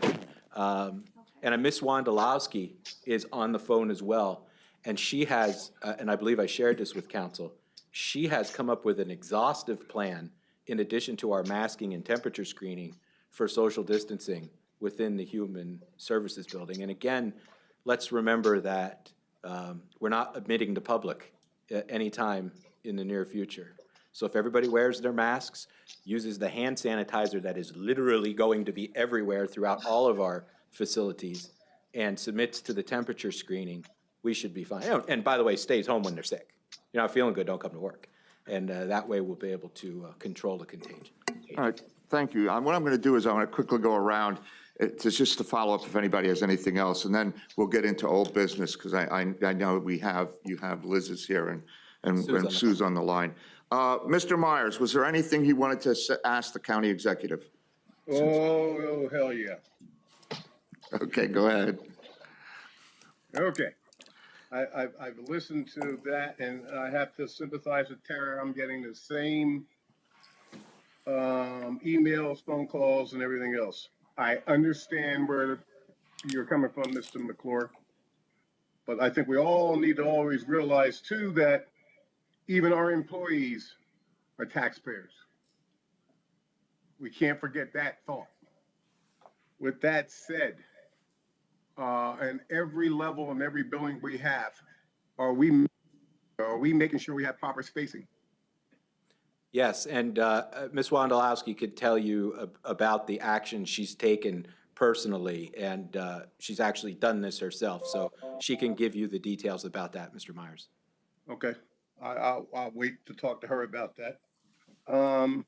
I have several issues. Another question I have that's been raised to me has to do with, I don't know if this feedback, Yeah, has to do with marriage license. Can tell you about the action she's taken personally, and she's actually done this herself. So she can give you the details. Okay, I'll wait to talk to her. Mr. Myers, you're talking about marriage licenses? Yeah, I've gotten calls on those. Folks who have applied for them and wanted to get married, but now they had to postpone their weddings and everything else. What are we doing for those folks? Because they're telling me they got to pay a second time. Well, there are online options for county residents to obtain their marriage licenses as they speak. Mr. Myers, if anybody's having trouble who's a county resident getting a marriage license, let me know and I will make sure they get it. That's not the problem. That's not the problem we're having. What's the problem? Apparently, they got their license and they had to postpone because of what happened, and they're being told they have to reapply and pay a second time. Okay, did we keep their money the first time? Oh, yeah. Okay, let me look into that. If they would be willing to share their names with me, I will make sure that that gets sorted out. I will take care of that. And I would just say parenthetically, this is one of the downsides of us being closed to the public. This is one of the downsides of us having so much of our workforce at home. But get me the names of these people and I will make sure that that gets sorted out. Okay. I have some other things I'm kind of looking through as you're speaking. The testing scenario. According to our commander-in-chief, and we know he doesn't lie, we have plenty of tests. So are we being misled, or is there something else going on I'm not quite aware of? I'm not going to characterize what the president is saying, but the fact of the matter, Senator Toomey, who is in the president's party, his staffer, who is responsible for the COVID-19 issue in his office, has said that there's a problem in the supply line for reagent, which is what allows a test kit to test the specimen, I believe. So until that issue in the supply chain is taken care of, I don't believe we'll have the kind of testing that we should have. Okay. I can appreciate that. Now, I will say, and it's important to note, we talked a little bit earlier about how this pandemic right now in our area is disproportionately affecting nursing homes. Right. Those folks are first in line to get tested, both the residents and the employees. So if you're a resident in a nursing home and you have COVID symptoms, you get tested. If you're an employee, you get tested. So that at least is married in a way that's appropriate to the number of tests. But what we're talking about is sort of the broader public, and right now there isn't enough reagent to do all the testing that needs to be done. Okay, with your list of employees at Graysdale, and what about the rest of our employees? Are they going to be a priority once we get reagent? Well, that's an interesting question. I'd like to test everybody who wanted to be tested, irrespective of whether they had symptoms or not. Now, I will tell you, the doctors are saying at this point that that doesn't make any epidemiological sense. I suggested to Easton when we formed this collaboration that we let anybody come and get tested. And the ER doc said, no, it only makes sense to have people who are experiencing symptoms get tested, because the point of testing at this juncture is to have them sit at home for 2 weeks. Okay. My other question is for Ms. Waldowski when she gets back on, but I'll give her a heads up on it. Okay. How is she going to work with rotating people? And I'll wait for her to get back to me when we're done. Okay. That's it for me, Mr. Thank President. Thank you, Mr. Myers. All right, Mr. McGee, you're up next. Anything you want to ask the county executive or? No, I just have a comment. I appreciate what the administration is doing. I know it's a challenging time. I appreciate what the employees are doing. And I'm sure that the administration is going to be as mindful as they can to some of the comments we heard tonight. Okay, That's it. thank you. Mr. Lott? Yeah, just more of a comment. You know, this county and this country and this world right now is in a world of hurt. I mean, small businesses, I know one in particular, small business, it's his business. 8 years he put into this thing, opened it up, got successful. Doesn't have a lot of employees. It's a mom and pop shop. It's killing him. I mean, guys are screaming to get back. Citizens are screaming to get back to work. It's such a tough situation that we're dealing with here because no matter who you are or where you work, it's a tough situation. It's a tough situation for our employees. I mean, there's no easy answers. And the problem, I totally agree with you, watching this day in and day out, and losing my mind over it. The only way we can help that small business, help our employees, and understand this virus. You do that, but it seems logical to do it through testing. Understand how much we have in our community. And we need to do this because our businesses are really hurting. So I would say to our employees, I heard the stories and I hear the councilwoman talk, and I've heard that same story by so many people that don't work for the county. I mean, this is difficult. There's nurses, a friend of mine's wife, she hasn't seen her kid in they keep her in a hotel room. I mean, she hasn't seen her children. Another woman I know had to put her kids with the parent, the in-laws, haven't seen them because of them doing their job, because they're in a very difficult unit in the hospital. So there's so many sacrifices going around. So I guess there's two things. Thank you for the good news. It's good news to hear that we win lawsuits. Those were great things. And thank you for pursuing them as the county did. So that's good news. I want to compliment you on how aggressive, because in my own mind, I'm thinking, boy, we're really going to town up at Graysdale. It was absolutely the correct decision to make, to be as aggressive as we could. And I think the numbers are going to bear that. I think if you start seeing, we have the two hardest facilities to protect, in my opinion, in the county. We have no choice but to protect them. We have the largest nursing facility, and we have the prison. Those are two of the most difficult facilities to guard against this virus, and that's our job and the county's job and your director's job. And I compliment you because if I'm watching the other numbers and I'm seeing some of these private homes, I hate to say it, but I don't want to jinx ourselves, but it seems by the numbers we're doing a pretty good job. And this is a real virus. I mean, there's people out there that it hits home. They're real peoples, they're real families, and they're real deaths. I had a family member in my family die of COVID-19. It's real, but it's so difficult because we have to think about our economy too, because this is devastating families too. So it is a tough situation, and our employees, I thank all the employees that are coming in. It's tough to leave your family and go work in the prison when all this is going on and be a nurse out there in our community. It's extremely difficult, but these are the things we chose, our professions we chose. And so for the people that are doing it, I thank them very much, and they are heroes.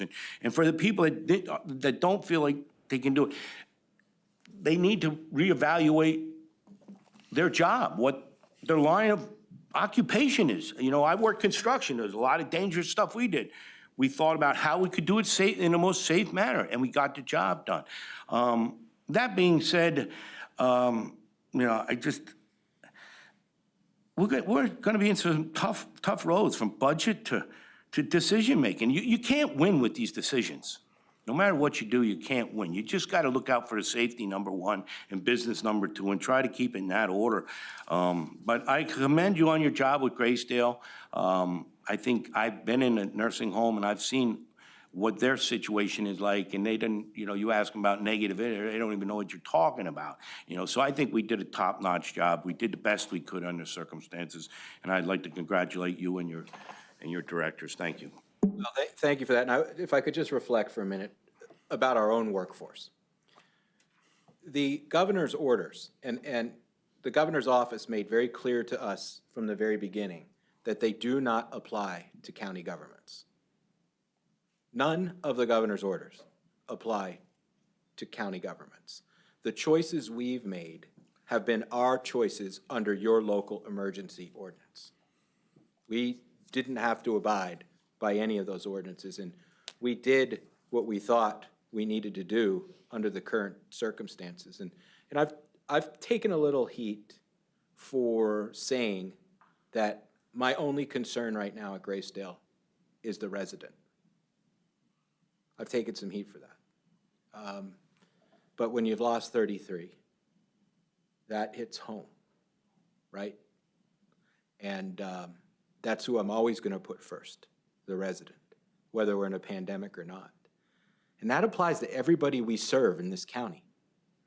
That applies to everybody who's going to go vote on June 2nd. Whatever PPE we need to make up that the state hasn't sent, Ms. Cozy, we're going to make it up. We're going to make that as safe and secure an election day experience because we owe the voters a safe democratic process. We owe the aged in this county to have 100% of our attention. We're public servants. We serve the public. We owe the children of this county who are potentially neglected and abused 100% of our time and our energy and our effort. And I don't take the concerns of our employees lightly at all. We're all scared. I'm regularly in contact with people who work in Northampton County Prison. It scares me. I'm regularly in contact with people who work at Graysdale. That's frightening to me. I'm scared. But I come here every day because I'm a public servant. They put the roof over my head, the shoes on my kids' feet. I serve them. So it's just very important to remember who comes first. The public comes first. Thank you for that. Ms. Fargo Hefner. Echoing what everybody says, I appreciate all the efforts that you've made and all the staff. And especially I want to make a shout out because I know that there's staff that have chosen to do double duty. And I really want to say a special kudos to them because they're doing their regular 9 to 5 job and then they're going and they're working at Graysdale or elsewhere. And I appreciate that. My question is simple because we're going to get into the human services stuff. There was a comment made earlier on the phone, and I forget who said it, but it was in reference to the governor stating what the timeline for our county would be. I assume you are in contact with governor's office? Yes. Has there actually been a timeline given? For our county? Yes. No. Okay, so that's just a rumor. That was not an actual date. We don't know when we're going yellow. No. Okay. No, we have to meet the governor's metrics for, now, just so we have the context for our conversation, we, the county, doesn't have to meet any metric. I mean, we've been working all along. No, but- So my point is correct, where there's no timeline for us to get to yellow or green. But it's not like a matter of you're calling him and saying, okay, here's where we are. Can we go yellow No. now? It's a collaboration and it's database. The answer will be no, if I call him and ask. Okay, thank you. Are you finished? Yes, thank Okay, and then because I do know Ms. Wondolowski and the folks are here from Human Services. No, I'm going to go to Ms. Ferraro because I have my list. It makes it easy for me, Mr. Kusick, if you'll get your chance. Maybe, Peg, are you still with us? Aileen, do you see anything there that I don't want Ms. Ferraro to feel left out? She was on the phone here. Let's see. You know what? And if she calls back, we'll get it. Well, I'm going to jump on to Mr. Kusick. Okay, well, I'll just agree with you, and I'll compliment the workers that do show up at the jail and at Graysdale every day. I thank them for the work that they do.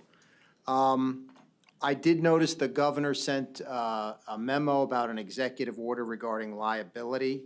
I would hope that Graysdale falls under that umbrella because there already are threats of litigation with regard to nursing home issues and this epidemic. And lastly, I wanted to point out that you mentioned property tax. One thing that nobody has mentioned is the loss of hotel and casino revenues that we get.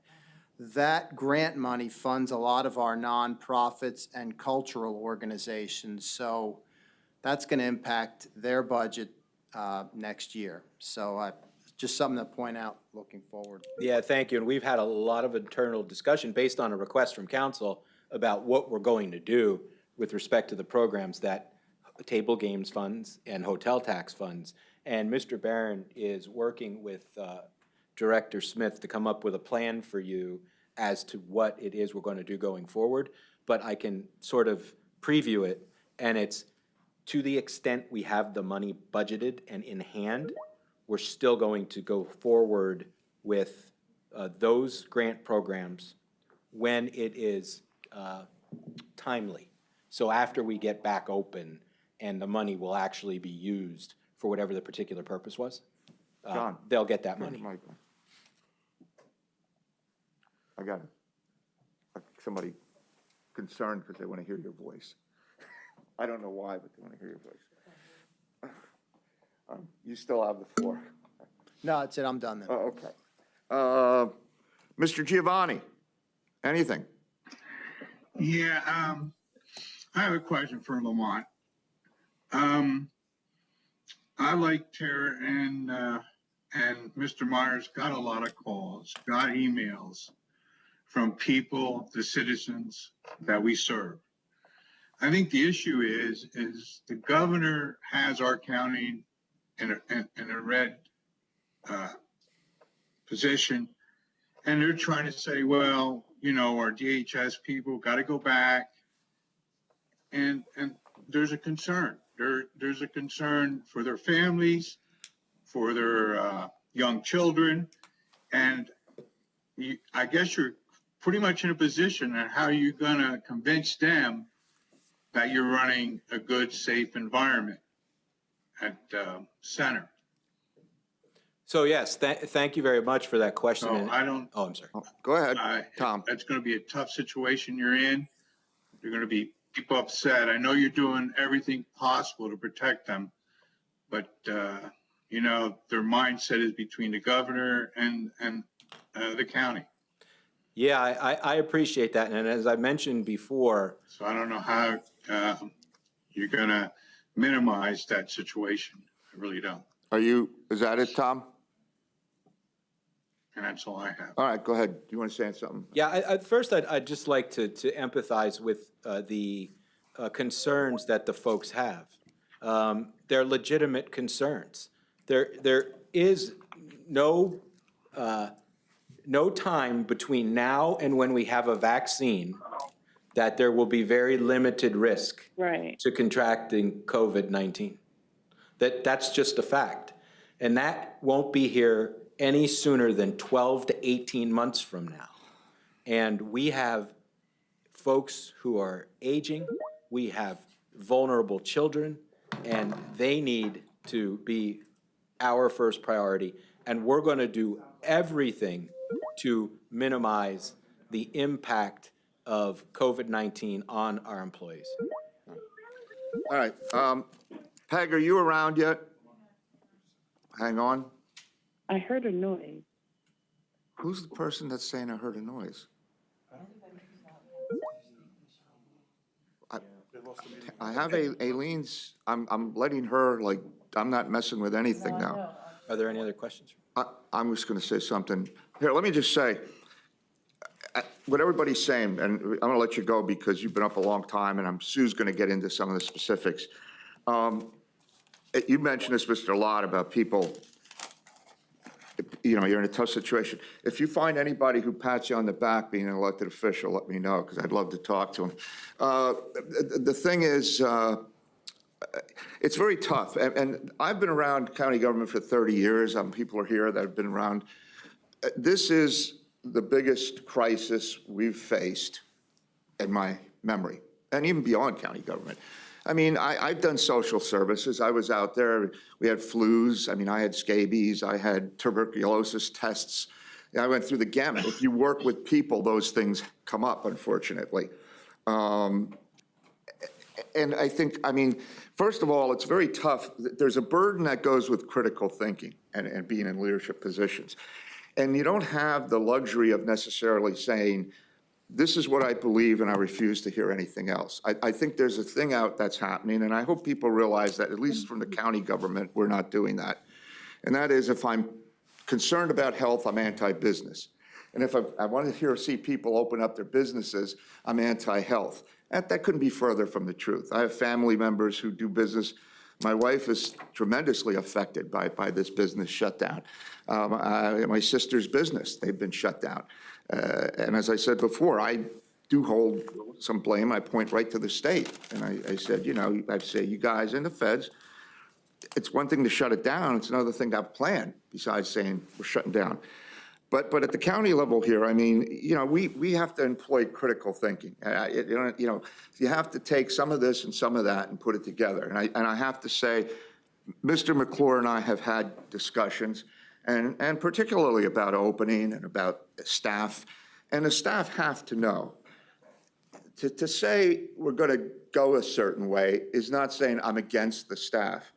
I mean, this is a discussion and a point that has come up over the years on numerous occasions.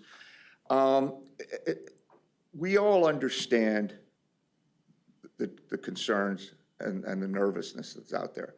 Some of us are closer to that age range where we should be more concerned. Maybe we are, maybe we're not. But the thing is, we're going to have the human service people talk, because that seems to be where a lot of it's coming from. And we'll hear. I'm sure there's rationale that she may have, the director, for feeling this would work good to have my staff. I mean, we don't know I want to hear from her too. So I think we're moving along. We're trying to balance everybody's concerns. I agree with the executive that we're here for the public, and that's the job we have. I mean, and we all do. But yes, you're on the front lines, and I know it's tough. I mean, I was there myself once, and it happens. So I would just say that we certainly are concerned about your concerns are valid. I don't think anyone's taking them lightly, from the executive right through any single county council person. And we want to assure you that everything being done will be done to maintain that safety, but at the same time provide the necessary services we have to. So with that, I am going to ask one more time. Mrs. Ferraro, are you with us? That was a bad way to put it. I'm sorry, I just realized that. Well, I've been told I put my foot in my mouth, so I might as well put both in. Mrs. Ferraro, are you still part of the meeting? Okay.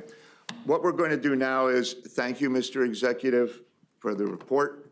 May I make a suggestion? You certainly may. Hear from Ms. Kelly about the leave issue. Oh, sure.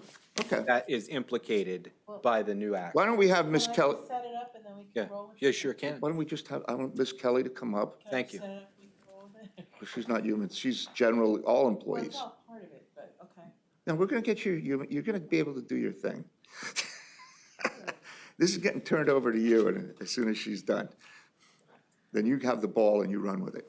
Ms. Kelly, would you like to address anything? Sure. My name's Elizabeth Kelly, and I'm your Director of Human Resources for the county, the whole county. And as some of you may have heard, the national government has enacted some new laws. One is called the Families First Coronavirus Relief Act. The other is called the CARES Act. Under the first one of those laws, Families First Coronavirus Relief Act, there are basically two new types of leave available. One is an extension of the Family Medical Leave Act. The other is a temporary emergency paid leave. And I'll just mesh these together to say basically what both of them do. There are now approximately 4 new purposes, all related to COVID-19, for which a person can get a maximum of 2 weeks of emergency paid leave. If you get COVID-19, if you are exposed to COVID-19 in order to quarantine by a doctor, if you are needed to care for a person who gets COVID-19, or if you are needed to quarantine due to that care for a person. Those things will all qualify you for this emergency paid leave, which pays, for most people who work for the county, would be 100% of their regular pay for a maximum of 14 days. It does max out at $511 a day, but I don't believe we have anyone who's being compensated at that level. I don't even think you may remember Duran Hammond, our former budget director, I'm not even sure he could hit that number. The DA maybe comes about the closest. But then there are two more types of leave that are available under this act, and the part of it that extended the Family Medical Leave Act to grant people leave for a new purpose, childcare.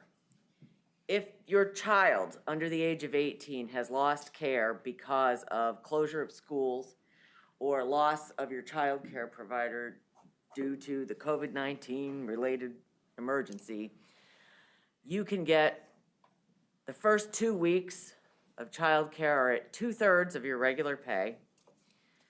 And then, depending on how much of your family medical leave allotment you have for the year, if you haven't used any, most people who've been employed at least a year, under this new extension, you only have to be employed for 30 days. So if you've been employed at least 30 days and you haven't used any, you'll get a full 12 weeks. So that's 2 weeks plus 10 weeks. You could use potentially 12 weeks of leave to receive 2/3 of your pay for childcare. Now, Is that if you have COVID-19 or? no, that has nothing to do with you getting it or getting ill or being, you don't have to be ill. Your children does not have to be ill. That's a different thing. All right. If you have to care for an ill child, that's the emergency paid sick leave. Okay. And regular FMLA, the kind we had before this, would cover that too. But just focusing now on what's new, okay? So what's new is the FMLA never before covered childcare for children over the age of 1 year old at any rate, let alone 2/3 of your regular pay. The only child care that you could get under the regular FMLA statute is for a newborn up to the age of 1 or an adopted child, okay? And that's in the first year. So this is new, and the federal government has stated that there can be some exceptions, some carve-outs. They didn't really explain them in the statute, but there are two main categories of employees who can be excluded by the employer's choice. The first category is first responders. First responders are more broadly defined under this new legislation than they have been at any time in the past. And they include people like the 911 telecommunicators, the EMS folks, the corrections officers, anybody, corrections lieutenants, anybody who's, in direct, handling the direct custody of our inmates. First responders also would include the juvenile care workers in our juvenile care center, and the supervisor is there. There may be some other folks, like in the district attorney's office, but I'm not really familiar with everybody in that office because they are somewhat independent of us. Another category is healthcare workers, and our healthcare workers are almost predominantly entirely at Graysdale. That's anybody involved in direct care of residents. Also included among first responders, again, under this new broad definition, are child welfare workers. So that's our children and youth caseworkers. So people who've been getting emails saying, we're excluded, the county excluded us, that's correct. But I think it's important to note that, the federal government made this exception knowing that some of these people were going to be needed at work and couldn't simply stay home just to care for their children. That sacrifice had to be made by some people because of the nature of their work. So that's what we've done. And, personally, and this is where, this is not Lamont McClure's opinion, this is just plain old Liz Kelly's opinion. I believe that this county has done right by its employees. I mean, we have a long history of collective bargaining, very mature collective bargaining agreements where we've had rich leave benefits that have been established over time. I mean, we allow employees to accrue sick leave in an unlimited manner. That doesn't happen everywhere. And I've worked for other public sector forms. I see Mr. Cusick shaking his head. I don't know if he's allowed to accrue his sick leave. I think the teachers are actually, but anyway, we allow vacation leave. Some people can accrue up to 2 years worth of that. And some of these people might be getting 4 or 5 weeks a year. So you're talking about 8 to 10 weeks a year if they've been here a long, significant length of time. But lesser than that, probably 2 weeks a year or 4 weeks max. Personal leave, most people get 6 days a year. Some get more. Graysdale, they get a little bit more. All of that is the kind of leave that that leave was almost intended to be an insurance policy. Like a lot of governments, we don't have short-term disability or long-term disability. Well, we've offered it in the recent past, but historically, your insurance policy is that sick leave that you're allowed to just keep accruing and keep accruing until the day when you retire. And if you've really used it judicially, you can receive a nice hefty payout, as Mr. Hammond did when he retired. So, No names. right. Yeah, his was memorable, let's just put it that way. But the point is, I believe that most of our employees would have enough leave to carry them through an emergency, and certainly something like getting sick for 2 weeks. If they haven't, had anything like the birth of a child recently. I mean, there are some things that could cause someone to not have much leave. If they're a brand new employee, they may not have that much leave. But even relatively new employees can acquire 12 days of sick leave a year without doing much more than coming to work 10 days out of the month. So I think if I were given the choice, I would have really had to look carefully at how many employees we had that would be in a position of not having enough leave to carry them through, a COVID-19 illness or a need for childcare, because I think we have many employees that would be okay in that position. Let me just say, I know, I don't know how long your report is, but I've worked for numerous employers, private sector, public sector. I never worked for anybody, and I worked for Northampton County, an employer like the county who has been so generous and so with employees in terms of concern if there's a personal issue. I can tell you there's numerous employers out there that will say, too bad. I don't know that that's ever happened in the county. You may not be happy with, you wanted something, you may not get it, but I think for the most part, our personnel policies have been, and your appeal basis, and you can go, county executives have gotten calls directly from employees at times over the years. So, I don't think anyone could really make a sound case that this isn't a good employer. If you've never worked anywhere else, you may say that, but the county is certainly a great place to work. And now we're in the middle of a crisis, and I get it. And some jobs create more problems than others. But I think what you're pointing out is there are issues going on. But I'm glad you're pointing some of this out. So is there any more you had really wanted to get into before we get into? Because you may have an auxiliary question come in. So it's getting late, so I wanted to get to the human services part because Mr. Mr. Cope has the patience of a Mr. saint. Cope is doing his going to public heaven. service tonight by sitting here. But okay, so I'm going to in lieu of a committee, I'm going to turn the the gavel at this point over to Ms. Vargo Hefner, and she can run this part of the meeting regarding human services. Temporary, go ahead. Do I have access to Ms. Wondolowski and Ms. Stewart King? And yeah, Aileen can hook you up with who you need. Oh, my. Here's Jen. I heard Jen, and Who do you Sue wanna was talk to very first? muffled. Well, originally, I was just going to give a very brief report, but then this situation has occurred. And so I thought maybe I would let Sue jump in because again, my original intent was to talk about the other areas of service and human services because we did not have a meeting this month, that I heard that adult services referrals are up. Children and youth referrals were down, but they are increasing since we made the outreach. But I guess there are some concerns regarding the opening of the building. So Sue, would you like to speak on the protocol? Wait, You want me to call her? yes, please. Then we could start with Jen, I guess. Can Jen hear me?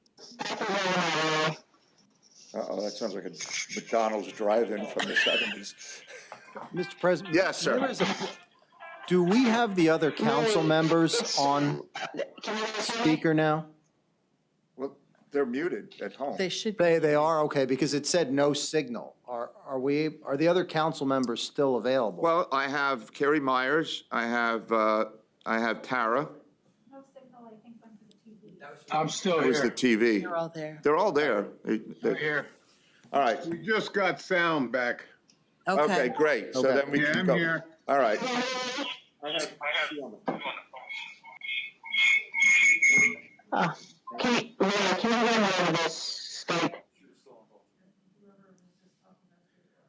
Sue, can you hear us? Yes, can you hear me? Yeah, we're not hearing you very Bob, what's the best close course to of her. action here? He has her on the phone and we have this. Yeah, hang up Skype and I'll call you back on the phone. Call in here. Or she could call in to the county number here, I guess, but it won't, it'll go to that, so. Hey, Mr. President, Yes, sir. Mr. Myers. is Ms. Kelly still available? Because some of her comment was cut off.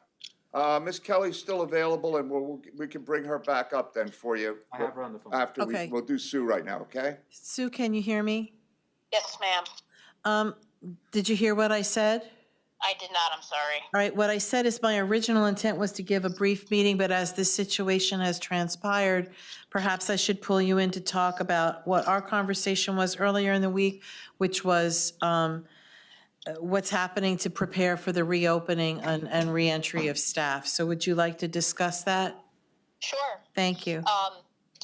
No, thank you.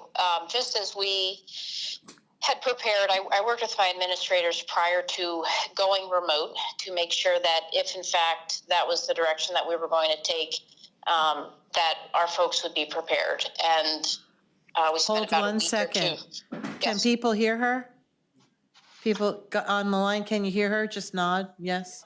Yes. Okay, good. Go ahead, sorry. Go ahead, Sue. That's okay. I didn't want you to say the whole thing and have to start again. No problem.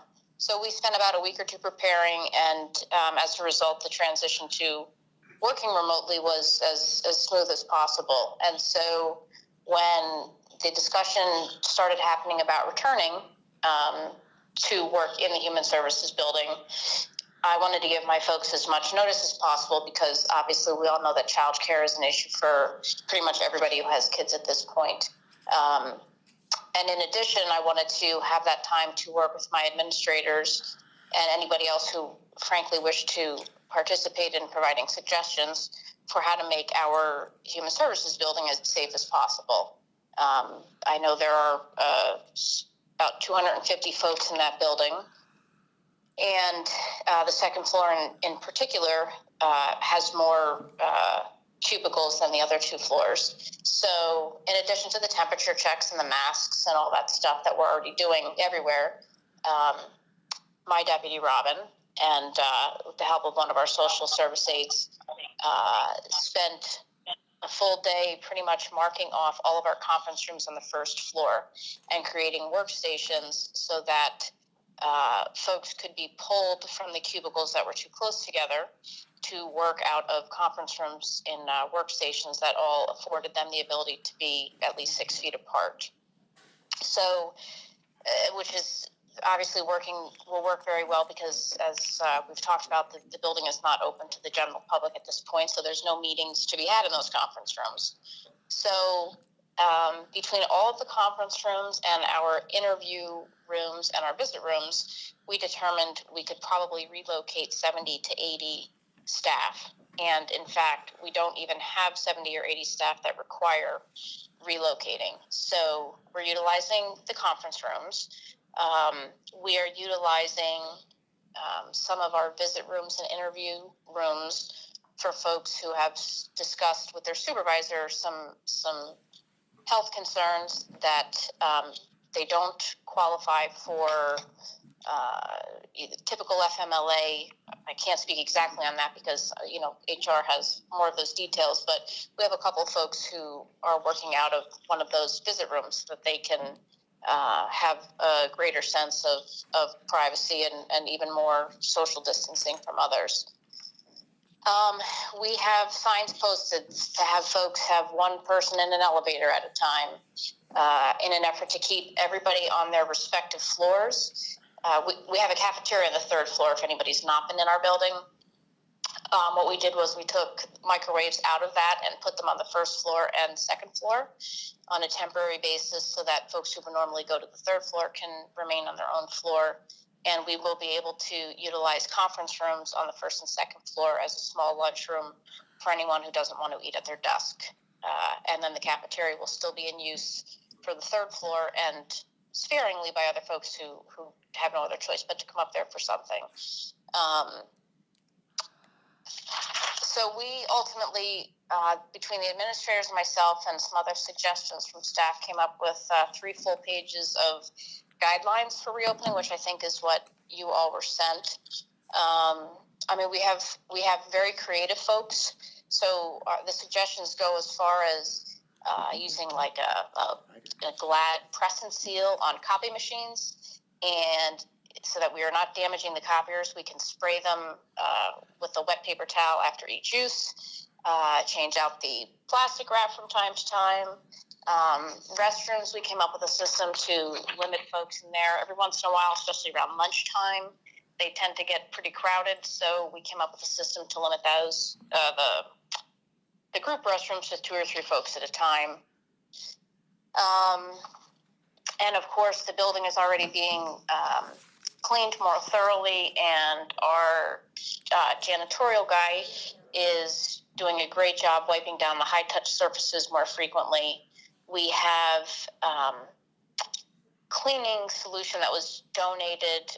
Honestly, I forget by who we picked it up from emergency management. And Brian Quire went ahead and got all of that transferred into spray bottles. I think we have about 20 spray bottles we spread out across all 3 floors so folks could clean their surfaces and, again, high-touch areas more often throughout the day. We have hand sanitizer outside of all of the elevators. We have it throughout the building because we've gotten a lot donated from Social Still. I think those are the big things, but really the most important beyond temperature checks and masks, which are top of my list, are the ways in which we have allowed folks to maintain social distancing within the building. I know that's a big concern for folks. So that's sort of the gist of what we're doing. I certainly can take questions. The only other piece is we are starting, each division was choosing the administrators were choosing how to slightly stagger start times, even only in 5-minute increments because of the temperature taking, so that we didn't have a line of 50 people at the building all at once. And we are going to utilize 2 out of our 3 entrances because we will have 2 sheriff deputies available starting at 7 a.m. to take temperatures. So we'll also split up amongst those 2 doors so that we're not all crowded together. So I guess this is a combination question for you and Ms. Kelly. The protocol that people have to follow, if after all of this, they still have concerns, they have safety, they have personal health concerns, family concerns, is it a chain of command that they have to go to supervisor first, or can they go to HR directly? So I have been emailing DHS staff very regularly, almost daily until the last day or two, just with any updates as they come through regarding anything human services, COVID related, county related. And as I've said in almost every email since I let folks know about the anticipated return to work date, any individual hardships should be discussed with either your supervisor, HR, or your doctor, because everybody has, some folks have childcare issues, some folks have medical concerns. There's a whole lot of different scenarios. So supervisors can't address all of those, HR can't address all of those, but whoever the appropriate person is, I have strongly encouraged folks to go to the appropriate person with the individual hardships to discuss and try to resolve. I guess we should open it up for questions from other council members. Just real quick one. Yes. Yeah, this is Kevin Lott. I read through the procedure document, and I think you guys did a good job covering, there's only one thing I thought that I'm sure you guys probably considered, and it probably creates more problems, but like a soft opening, did you guys consider maybe bringing in half the workforce and then, getting a good feel for it, then running in? I realize then you get into problems, who comes in, who doesn't, there's always a problem, but just curious if that was thought about at all. Well, supervisors and administrators are coming back on this coming Monday, the 11th, and I don't have the number of folks in front of me, but that's a decent chunk of people who will be coming back for the full week before all the remainder of the staff return. So the reason that the guidelines that you have in front of you has draft on it is because when all the supervisory staff is back in the office next week, and that will be along with the staff who were unable to work remotely in the first place, so all of our clerical folks, some of our fiscal folks,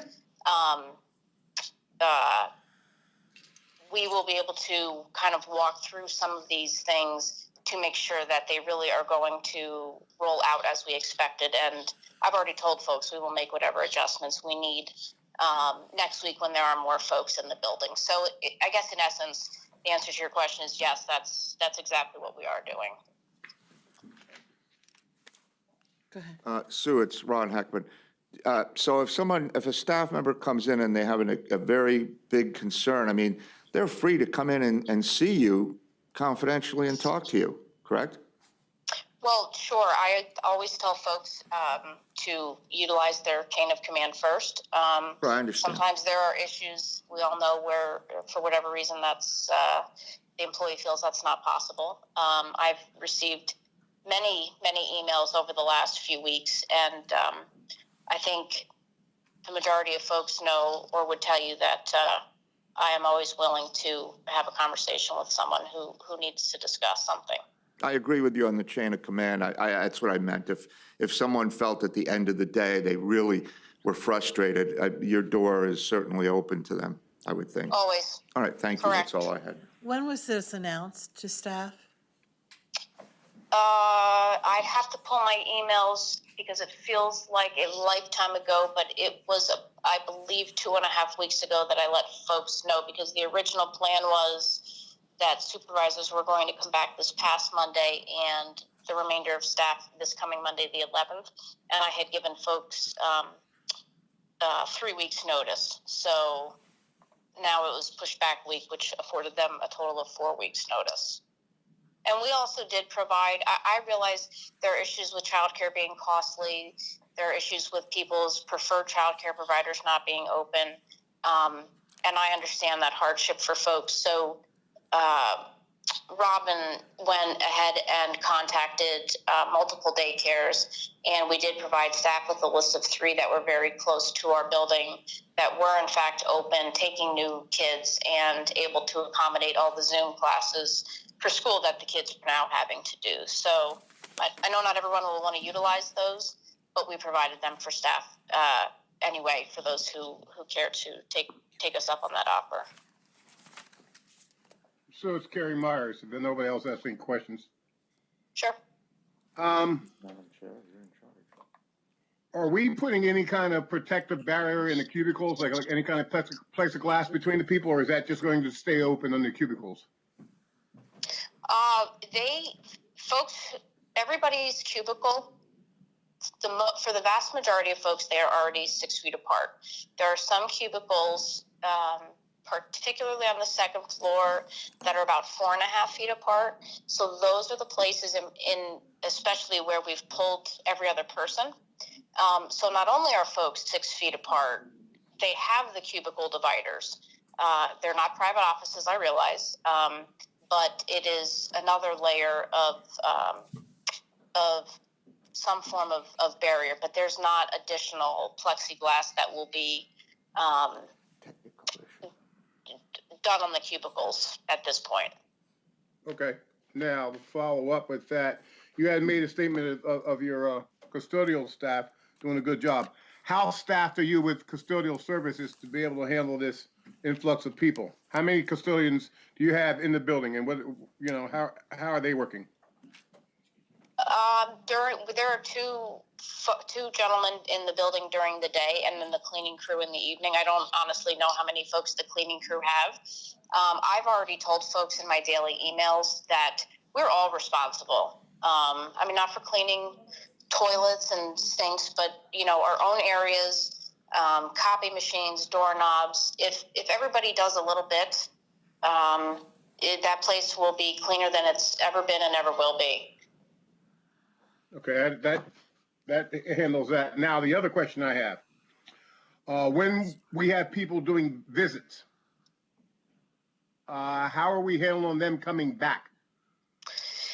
Well, we don't have them in the building yet, I believe. So currently, and this will not last forever, but the state went to visits between birth parents and children. They're being done via FaceTime and or Skype, the overwhelming majority, unfortunately. But just in terms of the risk of, as everybody, when this first started, that was just the way the state decided to handle that. So we're still operating that way.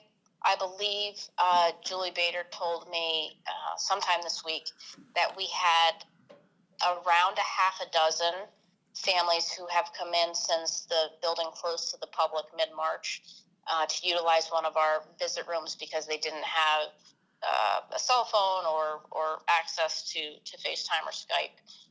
So we are going to leave a visit room open for that. But again, it's half a dozen times maybe in the past 5 or 6 weeks. So at this point, that is going to remain status quo and until the state and the courts direct us otherwise. So in other words, we're not really doing home visits unless it's in an emergency situation. And am I reading you correctly on that? You are, but I misunderstood your question. I apologize. I thought you meant face-to-face visits between families and birth kids. So home visits are for cases that we know families and the cases are stable and they are not deemed high risk. Those visits are done either via phone call, FaceTime, Skype, or outside of a family's house, but not inside the family's house. But any high-risk case, I believe the requirement is that those families have to be seen once a week, and those home visits are being done. Those caseworkers have N95 masks and gloves and hand sanitizer, and I haven't heard any, no one has reported any significant concerns about that to me. Any new allegations that we get of abuse that require a visit still have to have a home visit as well. So we do have folks who are absolutely still going out into the community having to do some home visits. It is definitely much less than typical, but it is still happening. Yeah, are having to place people, is that going to be a problem, or are we gonna make sure that who's ever doing that's gonna make sure they have whatever equipment they need to be safe? We have, as soon as this happened, within a week or so, first of all, the children and youth folks already had surgical masks on hand, and at that point, that is, well, in fact, I believe it is still the case. That's, it's cloth mask or surgical mask. The only time the N95 masks were being recommended, and I think is still the case, is if someone has, if we're going to see a family and they have symptoms or they have tested positive. So within a week of starting the working remotely, I secured an initial round of N95 masks for people going into homes. And then we have a couple of people who have a lot of connections and lots of wheeling and dealing. And we've got, I think we received an additional 60 N95 masks donated as well. So I received the shipment this week of 2,000 surgical masks, and we have another 3,000 en route from, I think we ordered those through Amazon and our procurement folks. We have procedural gloves. I forget how many thousands for folks as well. Okay, and how are we handling elderly visits? How are we handling what? Elderly visits. Those are, it follows similarly to the youth. There are certain allegations that when we receive them, primarily sexual abuse or severe physical abuse, that they absolutely have to be seen. But the state has set those guidelines, and the remainder are being done via telephone. But in addition to, so that's just for our protective services, but what we've done with all of our other families or individuals who are older, if they have, if they're getting any kind of services with us, normally we're only in contact with them. We are required to be in contact with them twice a year for one of our programs, for example, but they're receiving community-based services, so they're just kind of status check-in calls. So what we've been doing, however, is anybody who's receiving services, we've been having contacting those folks via telephone once a week, because the older folks are isolated and exceptionally lonely, and so at least if nothing else, we're able to provide some phone contact with those folks, and we're certainly available if they need to contact us more frequently. Okay, I have just two more questions. The other one is, at some point, the senior centers are going to open again. Are we going to be trying to keep those folks in charge of those on top of everything that is required? I'm not sure I understand your question, or maybe I just didn't hear it correctly. Eventually, our senior centers are going to open. Is that correct? Yes, eventually. And are they going to have to fulfill the requirements that CDC or anybody else or state's going to put out? Are we going to be on top of them, make sure they're doing that? Oh, absolutely. We, in fact, much like Graysdale, our senior center folks were expressing concerns about, how they could best meet the needs of their folks, but also being concerned about meeting in person. And so they were ahead of the game on that to begin with, and I expect that we will continue to be ahead of the game. Those folks are still, by the way, the senior center operators. I think there's one or two in not working at the moment, but the remainder are in their centers and doing things online to try to engage our older folks. One of our centers, they've made hundreds and hundreds of masks that they've donated all over the Lehigh Valley. It's pretty cool. Okay, just one other question, sure. And you're done with me. Are we at any point maybe considering doing some kind of rotation so we don't have as many people around at some point in all of our buildings? I'm not really sure that's a question for me to answer, Mr. Myers. Okay, so you're just going to take care of your folks, so you're kind of staggering them so they all don't come at once. I guess is what I really was asking, not so much rotation. Yeah, we are slightly staggering start times so that folks are not log jammed. It's also why we chose the side entrance and front entrance, because the back and front entrances all funnel into the same elevator area. So this way we'll have folks, anybody who's able and willing to take the stairs will be at opposite ends of the building for them to take their stairs to the second or third floor if they need to. And they'll be spread out throughout the building as I already described. So absolutely doing the best that we can to stagger those folks and make sure everybody can maintain social distancing. Thank you for your patience with my questions. No problem. Okay, we're going to move on. Before I do, though, Mr. Cope, what you need to do you need that voted on tonight? Because I hate this. I had planned that you would have come before this, and I didn't realize until I got to the meeting here that it was set up for this to be old business instead of new. I had hoped we were going to do you first and then get to this, and it ended up that this was old business. If you want to wait, I mean, I know you've already been waiting. We will get to you. I think we're getting near the end, but there you go. Well, you're a trooper. All right. Anybody else have any questions? Oh, Lori's. Go ahead. Anybody else on council have any questions for Ms. Wondolowski? Council members, anyone? Not for me, Ron. Okay. No. All right. Tara? Tara, do you? Peg, Tara? Can you hear me, Tara? Now I can. I think Carrie asked a lot of the questions that I had, especially about rotating the work staff or allowing some work staff to continue to work remotely. That would be my only question, if that is possible.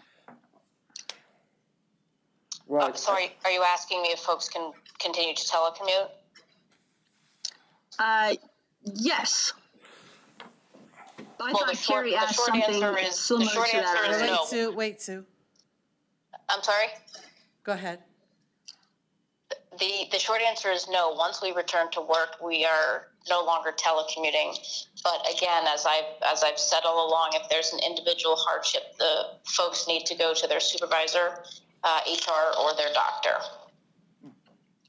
So if they go to HR and they pose some sort of hardship, would that be a possibility that would allow them to telecommute? There are very few exceptions for that, and that would be defined under FMLA stuff. That is obviously a Liz Kelly question. Sure. Folks have to meet certain criteria to be approved for a medical leave or even the CARES leave, but that's why I leave that to HR. Right, and that's the portion that I think in Liz Kelly's speech that kind of got wonky towards the end, that I don't know what happened to the sound, but it does keep going in and out. There was some discussion about this rich leave, like accrued leave in an unlimited manner in which people accrue leave. So would there be any penalty if, let's say, the people with children took all their accrued vacation and medical leave? Would that be something they'd be able to do?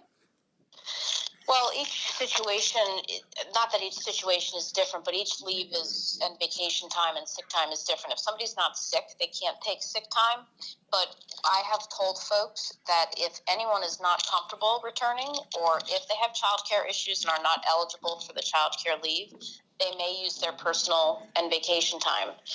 Now, that said, if there were, if we have 120 CYF employees and 80 of them wanted to take all their vacation and personal time, we obviously have a problem. I don't think that's going to be the case from what I've heard so far, but we will definitely have some people using personal and vacation time, at least in the short term.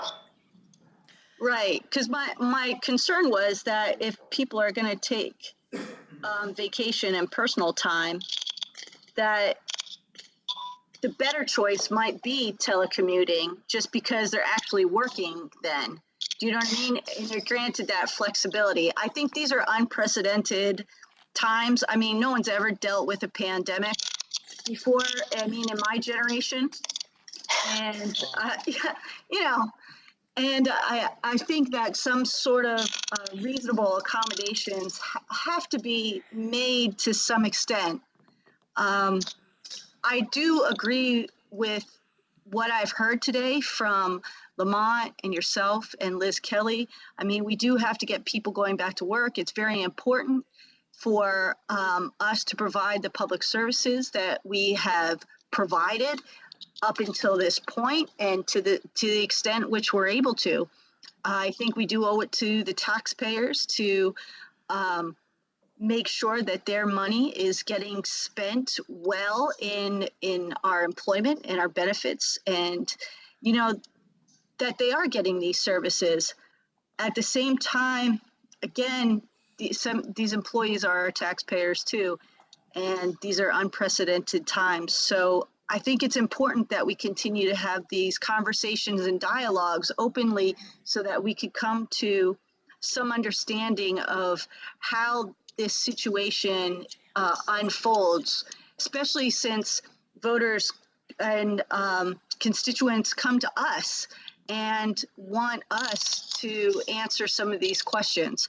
So again, I want to thank you for all that you're doing, and I've read over your plan, and I do think that it is very comprehensive, and I do appreciate you making that available to us. So thank you. No problem. And you know, just again, as a reminder for folks, this is why we tried to provide folks with a list of daycares. And I had Robin stop after she found 3 that were local because they were all taking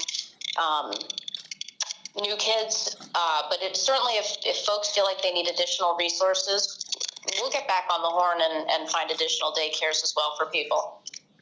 Well, that's a good question that you put up too, with the daycares. So at what age does that daycare stop? The majority of the daycares are 6 weeks. Yes, 6 weeks to 12 years. Oh, okay. So they'll take a 12-year-old child. Yep.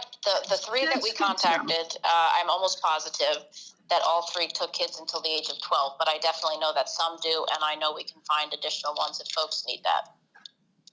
Okay. And I also did provide the entire state list of open daycares, the daycares who received waivers to stay open right now. I provided that list to all of Human Services staff so that if someone lives in Monroe County and prefers not to drive their kids all the way to daycare by the DHS building, they could contact the ones in Monroe County.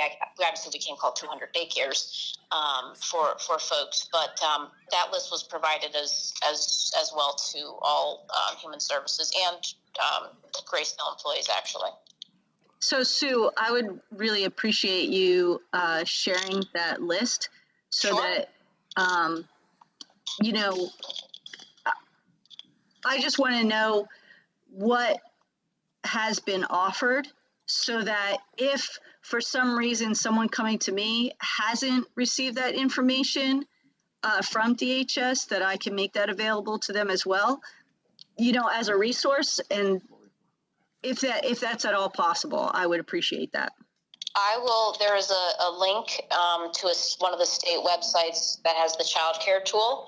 You can search by zip code. So I'll send that to Linda to send it to you guys. But everybody in the Human Services building has access to email, and they've gotten a daily email except for the last 2 days for the past probably 4 or 5 weeks. Okay. Ms. Kelly? Yes.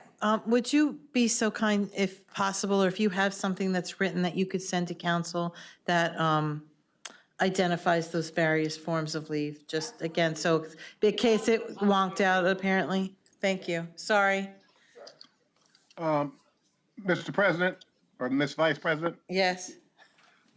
we got cut off the latter part of Ms. Kelly's presentation, so I had a question, and I don't know if she can answer it for me. You can, but I just asked her to send us a list of what the protocols are and the reasons for such, if that would help. Well, there was a question I wanted to ask about, because you said that folks can get 2 weeks if they, for the COVID-19 if they were exposed to it.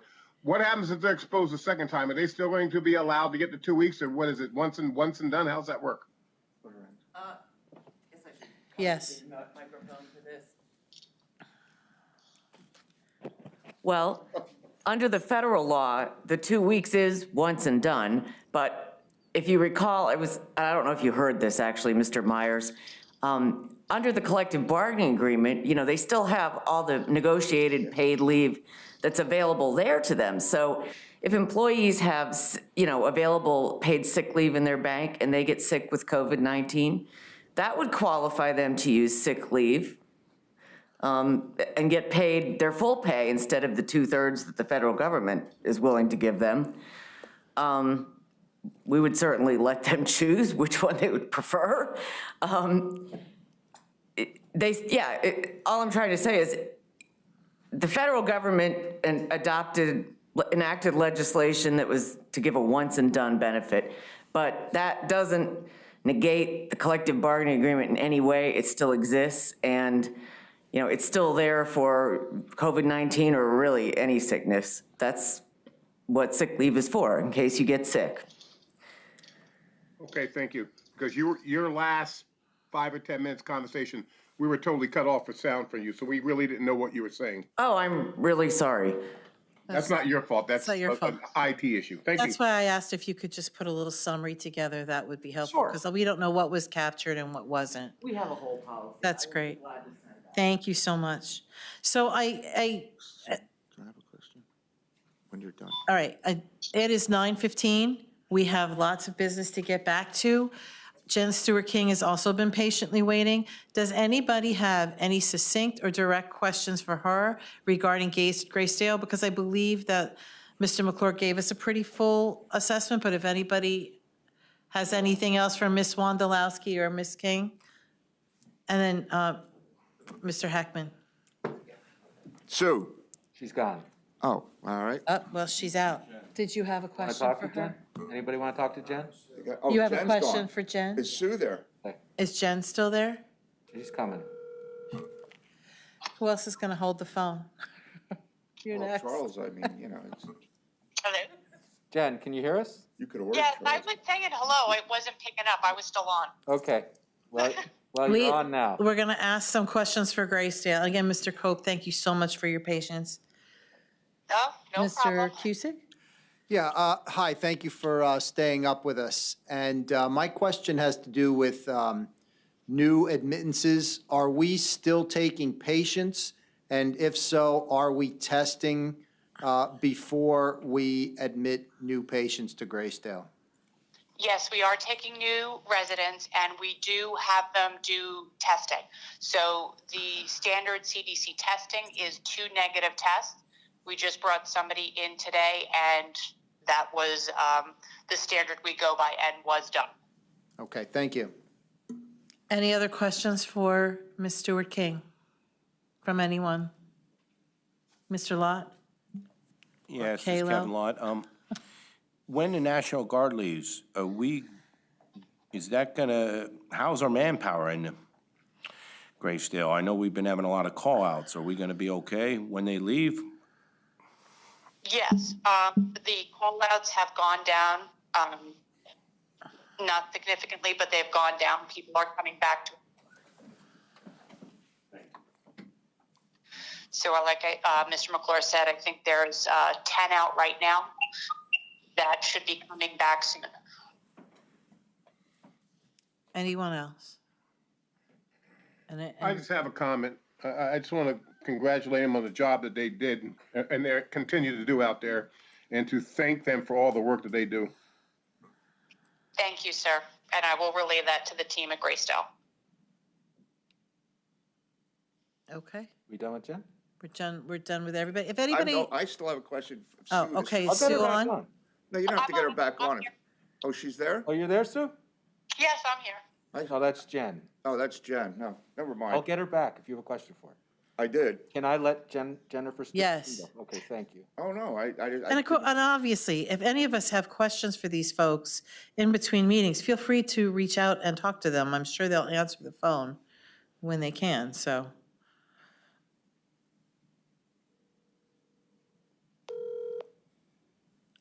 What happened to Mr. Barron? Sorry, I got tired. Hello, Mr. Heckman has a question for you, Sue. yes. I'm sorry, Sue. I just want to ask one question that I hadn't come up, but we've talked a lot about the staff and the idea that people were working remotely and from home, and the fact that, we were in a situation we weren't aware of. But I have to ask you this from a management standpoint, because I think that this is an issue, a question that hasn't really been broached, and that is, I would guess there is a challenge, a different challenge when people who normally are there working, having worked and having managed human services, different areas, when someone's working remotely, is the challenge of running the agency different than the challenges when the people are there? For the line staff, supervisors, right up through you? Absolutely. That's what I thought. It really takes a different level of commitment from the supervisors to ensure that their folks are working, and you've heard about people trying to juggle the balance of parenting, and while we certainly understand that, we have a job that has to be done, and that's not easy to do when you're also trying to have your child take Zoom school classes. So it's a whole different kind of supervision and accountability that is not required when you're in the office and you walk by and you see people typing their reports and on phone calls. That certainly has been one of the biggest challenges so far. And I would guess, because I think part of the discussion has been, and I'm going to get right to the root of it, it's almost been floated that the idea is, what's the difference? We are able to do everything remotely now, that a lot of what you do, so why not just do it year-round, 365 days a year, forever and ever? I would think part of that would have to go to the fact that it isn't the same, that it's just, you may individually think it is, but it has to, I would think, have an effect on actually running as large a department as we're running. Absolutely, and I mean, we're human services, and that requires human contact. And yes, in the short term, we can do phone calls and Skype and Zoom. It is absolutely not the same as being there in the same building. And you all have heard me say this many times over, Mr. Heckman, to you in particular. Now that we're all under the same roof, it is much easier to operate, and now we're kind of back to everybody being fragmented again. It's very challenging. I agree. I wanted that for years, because just having remote locations was just such a huge problem. And Yep. I mean, that wasn't home, that was just different buildings. And I always hoped that I would have it under one roof. It didn't happen, but I'm glad it's happening for you. Thank you, that's all I had. Okay, Sure. going once, going That's twice. the way to do it. We're done with the Human Services Department. Any questions, please direct them to the directors, and we'll see you next month. I'm hanging up. Thank you. Mr. McClure can now hang up and sit down. Thank you for your patience, too. All right, now we're moving on. It was a wonderful report, thank you, Ms. Fargo Hefner. Does anybody have any other old business? Seeing none, we'll go on to new business. Consideration of a resolution, I'm doing this on the fly without my glasses, a resolution to unencumber funds allotted to, in Resolution 121-2017 for the Walnut Borough Veterans Memorial Park Rehabilitation Project. Will someone introduce this resolution? Want me to? Yeah, go ahead.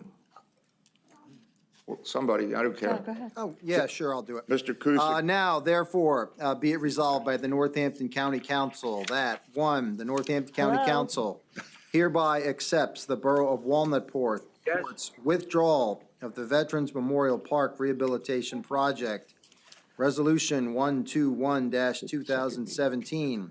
Further, the Northampton County Executive, through the Office This is bullshit. of the Are we able to Program talk? Administrator of the Northampton County Livable Landscapes program or designees is authorized to take Are we any and able to all talk? steps necessary to administer and complete Northampton County's obligations in this project. Yep. 2, the Northampton County Council further authorizes the Northampton County Executive to unencumber the $23,983 and place back in the appropriate fund of the Open Space Initiative, OSI, municipal park funds from which it was allocated. Thank you, Mr. Kusick. Let me just be clear, if somebody's listening, we did have courtesy of the floor. We had some IT issues. What I'm going to do is we're following through on our new business with Mr. Cope and the parks. He's been sitting here for 3+ hours. Are we able to At the end of the meeting, I will again entertain courtesy of the floor so that everyone who wanted to could talk. I'll do it one more time. Are we able to talk? Not at the moment. Do you hear me? If you can hear me, please, I can't have you talking right now. I will give you the opportunity when I'm finished with this one business item we have. I don't know, is there a way this is just bouncing in. I can't control it. All right, so it's been introduced. Mr. Cope, you want to come up? And I'm sorry, we're just going to have to deal with this as we go along. The next meeting, we won't have this issue. Just to give you a brief update, this was a grant that was awarded to Wannaport Town or Borough 2 years ago. The grant runs a 2-year program. We spent the last year going over them with the construction and bidding process, and what it really came down to is they were not able within the timeline given to get construction done of this project. And they're requesting the funds just be returned to the county, and if they do anything, they'll further reapply at some time, or they'll just do it on their own.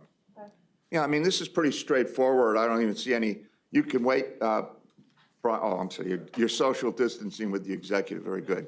You can, if anybody has any questions, it's pretty straightforward. I think it's going to pass. Any questions from anybody on council? Seeing none, call for the vote. Mr. Kuzic. Yes. Mr. Heckman. Yes. Mr. Lot. Yes. Mr. McGee. Bill, are you still there? Yeah, can you hear me? Yeah, how do you vote? Yeah, I vote yay. He votes yay. Mr. Myers. Mr. Myers, how do you vote? Is that for me? If the answer is yes, I can hardly hear you. Mr. Myers votes yay. Fargo Hefner. Yes, please. Ms. Zirinsky. Yes. Mrs. Ferraro. Mr. Giovanni. Yeah, that's just for me. It's me, Linda. Yeah, he said. The resolution was adopted by a vote of 8-0. Thank you. Mr. Kusick, would you just go ahead and read the second one? We'll roll right along. The golf one. Very well. Resolution, now therefore it is hereby resolved by the Northampton County Council that 1, the Northampton County Council hereby approves the Gull Farm Preserve Phase 1 Development Grant application to the Pennsylvania Department of Conservation and Natural Resources. Further, the Northampton County Executive, through the Office of the Program Administrator of the Northampton County Livable Landscapes Program, or his or her designee, is directed to take any and all steps necessary to administer and complete Northampton County's obligations in this project. 2, further, the Northampton County Executive, through the Office of Northampton County Division of Parks and Recreation, or his her designee, is directed to take any and all steps necessary to administer and complete Northampton County's obligations in this project. 3, the signature page for grant application and grant agreement may be signed on behalf of the applicant of the official who, at the time of signing, has the title of Superintendent of Parks and Recreation. 4, if this official signed the signature page for grant applications and grant agreement prior to the passage of this resolution, this grant of authority applies retroactively to the date of signing. 5, did you already sign this? Okay. 5, if the applicant is awarded a grant, the signature page for grant application and grant agreement signed by the above official will become the applicant grantee's executed signature page for the grant agreement, and the applicant grantee will be bound by the grant agreement. 6, any amendment to the grant agreement may be signed on behalf of the grantee by the official who, at the time of signing of the agreement, has the title specified in paragraph 2, and the grantee will be bound by the amendment. So Thank you, moved. Mr. Kusick. All right. Are there, Mr. Cope, I don't know if you want to, but are there any questions on this the grant? No. Yeah, I have a question. Oh, whoa, okay. Let's do this. Let me go right down the thing so we make sure we get you right. Okay, Ms. Zirinsky, you have a question? No, I'm good, thank you. Okay, Mr. Myers. I have a question. Was this thing signed before? Because it sounds like it was already signed. We're getting Mr. Cope to come up and answer your question. There was a grant application that was submitted to DCNR. A resolution is part of the grant application that we apply through every single year. The state's allowing municipalities to, at any time after the application deadline, to provide a resolution, and this is what we have in front of you tonight. Okay. Thank you. Are you done, Kerry? Finished? Absolutely. All right, Mr. McGee, any questions? No, I do not. All right, Mr. Lott, any questions? No. Ms. Vargo Hefner, any questions? No. Ms. Ferraro, any questions? I just want to reach out, but, I think she's left the meeting. Mr. Kusick, any questions? Mr. Giovanni, any questions? No, I'm good, President. I have no questions other than to say, Mr. Cope, please don't be angry at me that you sat here for 3 hours. But no questions. So unless you have something to say, we're going to call for the vote. Then you can go home and get scotch or something. All right, call the vote. Mr. Kuzic. Yes. Mr. Lott. Yes. Mr. McGee. Yes. Mr. Myers. Yes. Ms. Fargo Hefner. Yes. Ms. Zirinsky. Yes. Mrs. Ferraro. Mr. Giovanni. Yes. Mr. Heckman. Yes. Adopted by a vote of 8-0. Thank you. Next, we're going on to a consideration of extension of the Declaration of Disaster Emergency Resolution. Ms. Vargo Hefner, would you please introduce that? Okay, there's a lot. Well, you don't have to read the whole thing. We've done it before. It's Therefore, I, the undersigned county executive of Northampton County, pursuant to the provisions of Section 7501 of the Pennsylvania Emergency Management Services Code, as amended, do hereby declare the existence of a disaster emergency. Still further, I authorize officials to act as necessary. Whereas on March 19, 2020, County Council adopted the declaration to allow it to remain in force and effective for 30 days, at which time County Executive McClure reevaluated whether it needed to be continued. And whereas on April 16, 2020, County Council adopted resolution number 38-2020 that allowed the declaration to remain in force and effect until May 19th, 2020. And whereas County Executive McClure indicated there was a need to allow the declaration to remain in force and effect until June 8th, 2020, now therefore it is hereby resolved by Northampton County Council, the declaration shall remain in force and effect till June 8th, 2020. Thank you very much. On this particular item, I've had discussions, as I stated earlier, with the county executive throughout this period. And as you heard earlier, the discussion regarding voting and where we may or may not be and moving people around. This resolution takes us through the primary, and it ends effective the 8th of June, period. I've been following things myself.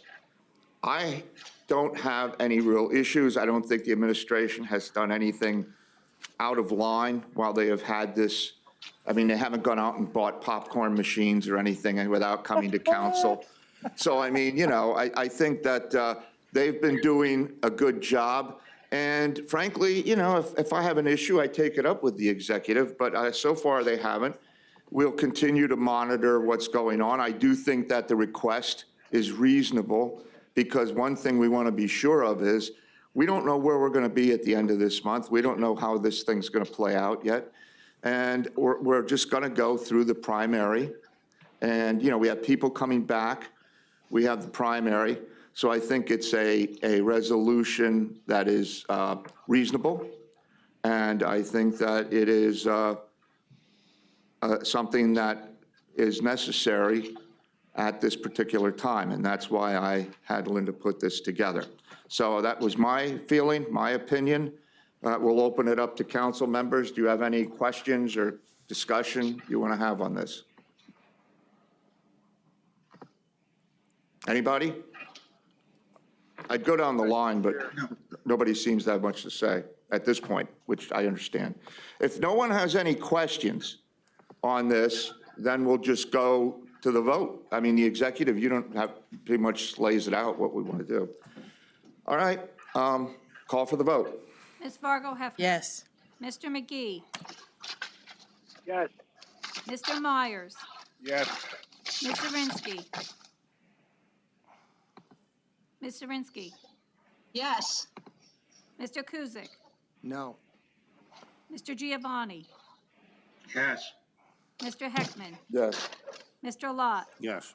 Adopted by a vote of 7-1. All right, thank you. Now, where we're at with everything at this point is there any other new business that anyone wants to discuss? I just have a GPA report, that's it. All right, seeing none, I'm going to open. Can I have the courtesy of the floor then? Yeah, I'm going to open up courtesy of the floor before we get to committees one time. I mean, be heard before, because then we're going to committee reports and the meeting's over. So to be fair, and in conjunction with our county solicitor, our council solicitor, to stay within legal parameters, I am going to ask if anyone out there, and by the way, you have up to 5 minutes. We're not going to debate anything that was said tonight. We'll certainly listen to you. And if you're not heard tonight and you've heard and listened to the executive or his cabinet, and you have something you want to say, you can always, once again, put it in writing, send it to council. You can send emails. I know people have. You can send me an email. I don't share who sends me things with anybody. So the thing is, I'm going to start. So here we go. Is there anyone out there? I'm going to go through numbers. I don't have numbers. All right, let me try this. Insulator's local. That's Bill. Okay. Jacqueline Foley, are you out there? Do you want to talk to us? No, thank you. Okay, thank you, Jacqueline. Paul Middleton, do you have something you'd like to say? I've already spoken. Thank you. That's true, you have. You can go again. All right, now I just have things that say wireless caller. So I'm just going to throw this out there, and please bear with me if I have to corral you. Is there someone listening who would like to address county council under courtesy of the floor? All right, I'm going to ask again. Yes. Oh, all right. I just heard someone say yes. What's your name? What I would like to say is that, You need to say your name, excuse me? Disappointed to hear that some of our concerns may not have been as significant enough to sway or to make people reconsider the fact that we are in a pandemic right now that is unprecedented. Okay, now, before you go further, She can't hear you. can you hear me? I can hear bits and pieces. All right, you must give some name to the clerk. It's procedure, so give a name to the clerk. I don't know what name you give. You're supposed to give your name, but give her a name so we can put it down. Easy. Oh, I know who you are. Okay. I know that there was discussion. All right, we didn't about get your, money spent. all right, hold it, time out, I'm sorry.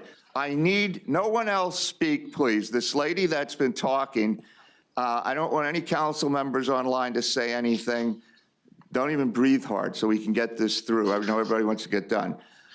What is the name, ma'am? What is your name? I am the chief steward of the union. Okay, we got that now. Thank you very much. I'm sorry. Continue with your statement. You have 5 minutes. Okay. I know that there was speaking of money spent and that we had talked about the public. And I just want to put out there as a representative of the membership and of the employees of Northampton County, we have been working. We've been working since March 16th, since the day that we were let out of the building. Nothing has stopped. Nothing has changed. We have dealt with all emergencies. We are still doing our job. We are still taking care of the public, still taking care of the children, still going out there and making sure that everybody is safe and secure.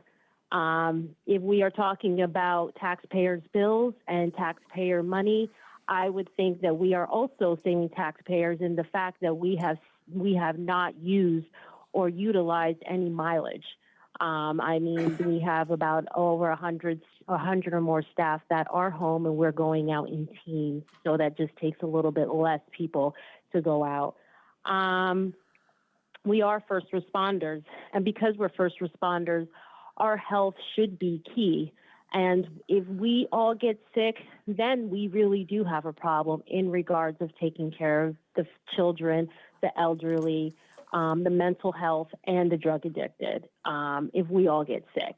I know that we talked about the building, and despite the fact that we are going to be moved around, it still is not going to be enough room for us to, number one, with the population density, to ensure that people, just by being just in close proximity with each other for 8 hours a day, 40 hours a week, that we are not going to be contracting something from each other. And, you know, we have been seeing our people either through FaceTime or Skype, which means that what we're going to be doing in the building right now, we are actually doing at home. Because we aren't going out as much, we aren't seeing as many children at the same time, we are, you know, still doing the FaceTime, we're still doing the Skype, we're still seeing everybody. So I just wanted to clear that up on behalf of the staff, that we are still working and we are still very considerate of the taxpayer dollars. Nothing has changed on our end, and I don't know what has drastically changed on the change of management. I believe that we are all working very well together to ensure that everybody that we were taking care of prior to this pandemic are still being taken care of right now. Oh, are you finished? Yeah. Okay, well, thank you very much. Thank you for your call. All right, now I'm going to put it out again. Is there anyone else out there who would like to address County Council? Because I only see like guest or something, or anonymous caller, so wireless caller. Is there anyone who can hear my voice, who's listening to this meeting or watching it? Is there anyone who would like to address County Council under courtesy of the floor? All right, seeing no one, we'll put courtesy of the floor is over, and now we're going to go on to council committee reports. Anybody have a council committee report? Sorry, that was not intended. Seeing none, we'll go on to council liaison reports. Any council liaison report? Ms. Vargo Hefner. GPA met this Tuesday. Yeah. And I have an update on bridge construction. There are 10 currently under construction. One new one was open to traffic. There are 7 remaining in design. There are 3 waiting for guardrails. And I believe, let me see, did I get this wrong? I believe that there's 7 in final acceptance, 6 or 7 in final acceptance. So we've made significant progress, and we continue to do so. Glendon Hotel is non-movement because the Borough of Glendon is closed for business, so that's all I got. I can't help you with that. And I believe we approved a refinance of a St. Luke's bond. Is that correct? Okay, that's all the news that's fit to print. Any other liaisons? Mr. Lott? Economic development, we have not had meetings, but they've been very busy. They did a grant from the county, no interest grant for 12 months for businesses 100 or less in Northampton County. The other thing that we talked about was economic development's been getting some complaints from restaurants. Restaurants are gonna have one of the hardest times out there. They'll probably be closed the longest. Delivery services, and I talked to a couple of our members about this. I was thinking about putting a resolution. We don't have any ability to put a cap on their delivery services. Bethlehem can, maybe legally. City of Allentown can. There's Seattle. There's been areas that have been doing that because they've been charging a lot, but they normally charge a lot, but they've been charging even more than that. So, and unfortunately, restaurants don't have an option right now to say, I don't want to use them, they're charging too much. That's their only option. That being said, we wanted to do this resolution as an awareness. The fact that it hit the Morning Call front page today and Bethlehem is working on it, I don't think I'm going to be bringing a resolution next month with this information. It was just more of an informational one. If we could get our citizens to actually go pick their food up, wearing a mask and doing their social distancing, you can help your favorite restaurant in your community by picking your own food up.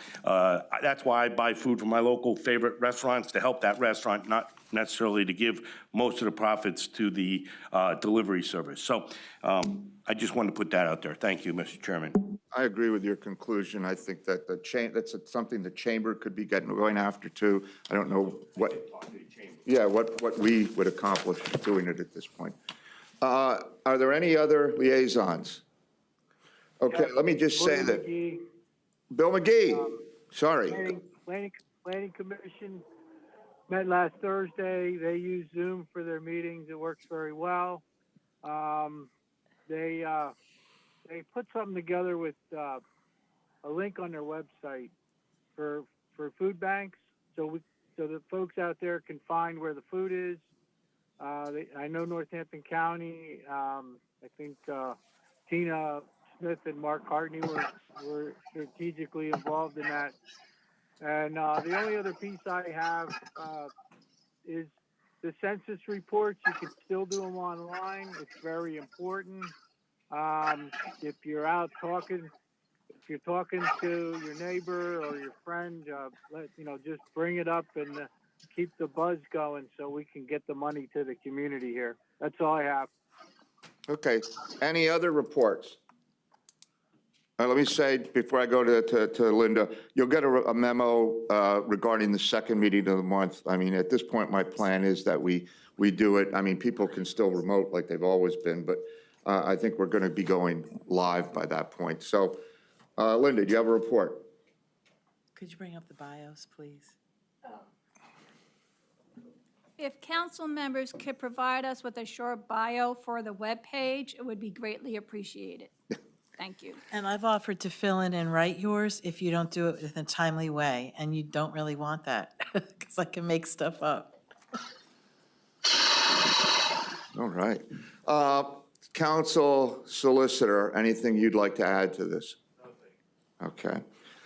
Do I have a motion to adjourn? Motion. I'll make motion. So moved.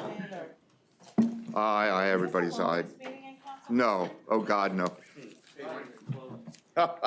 Oh, God, no.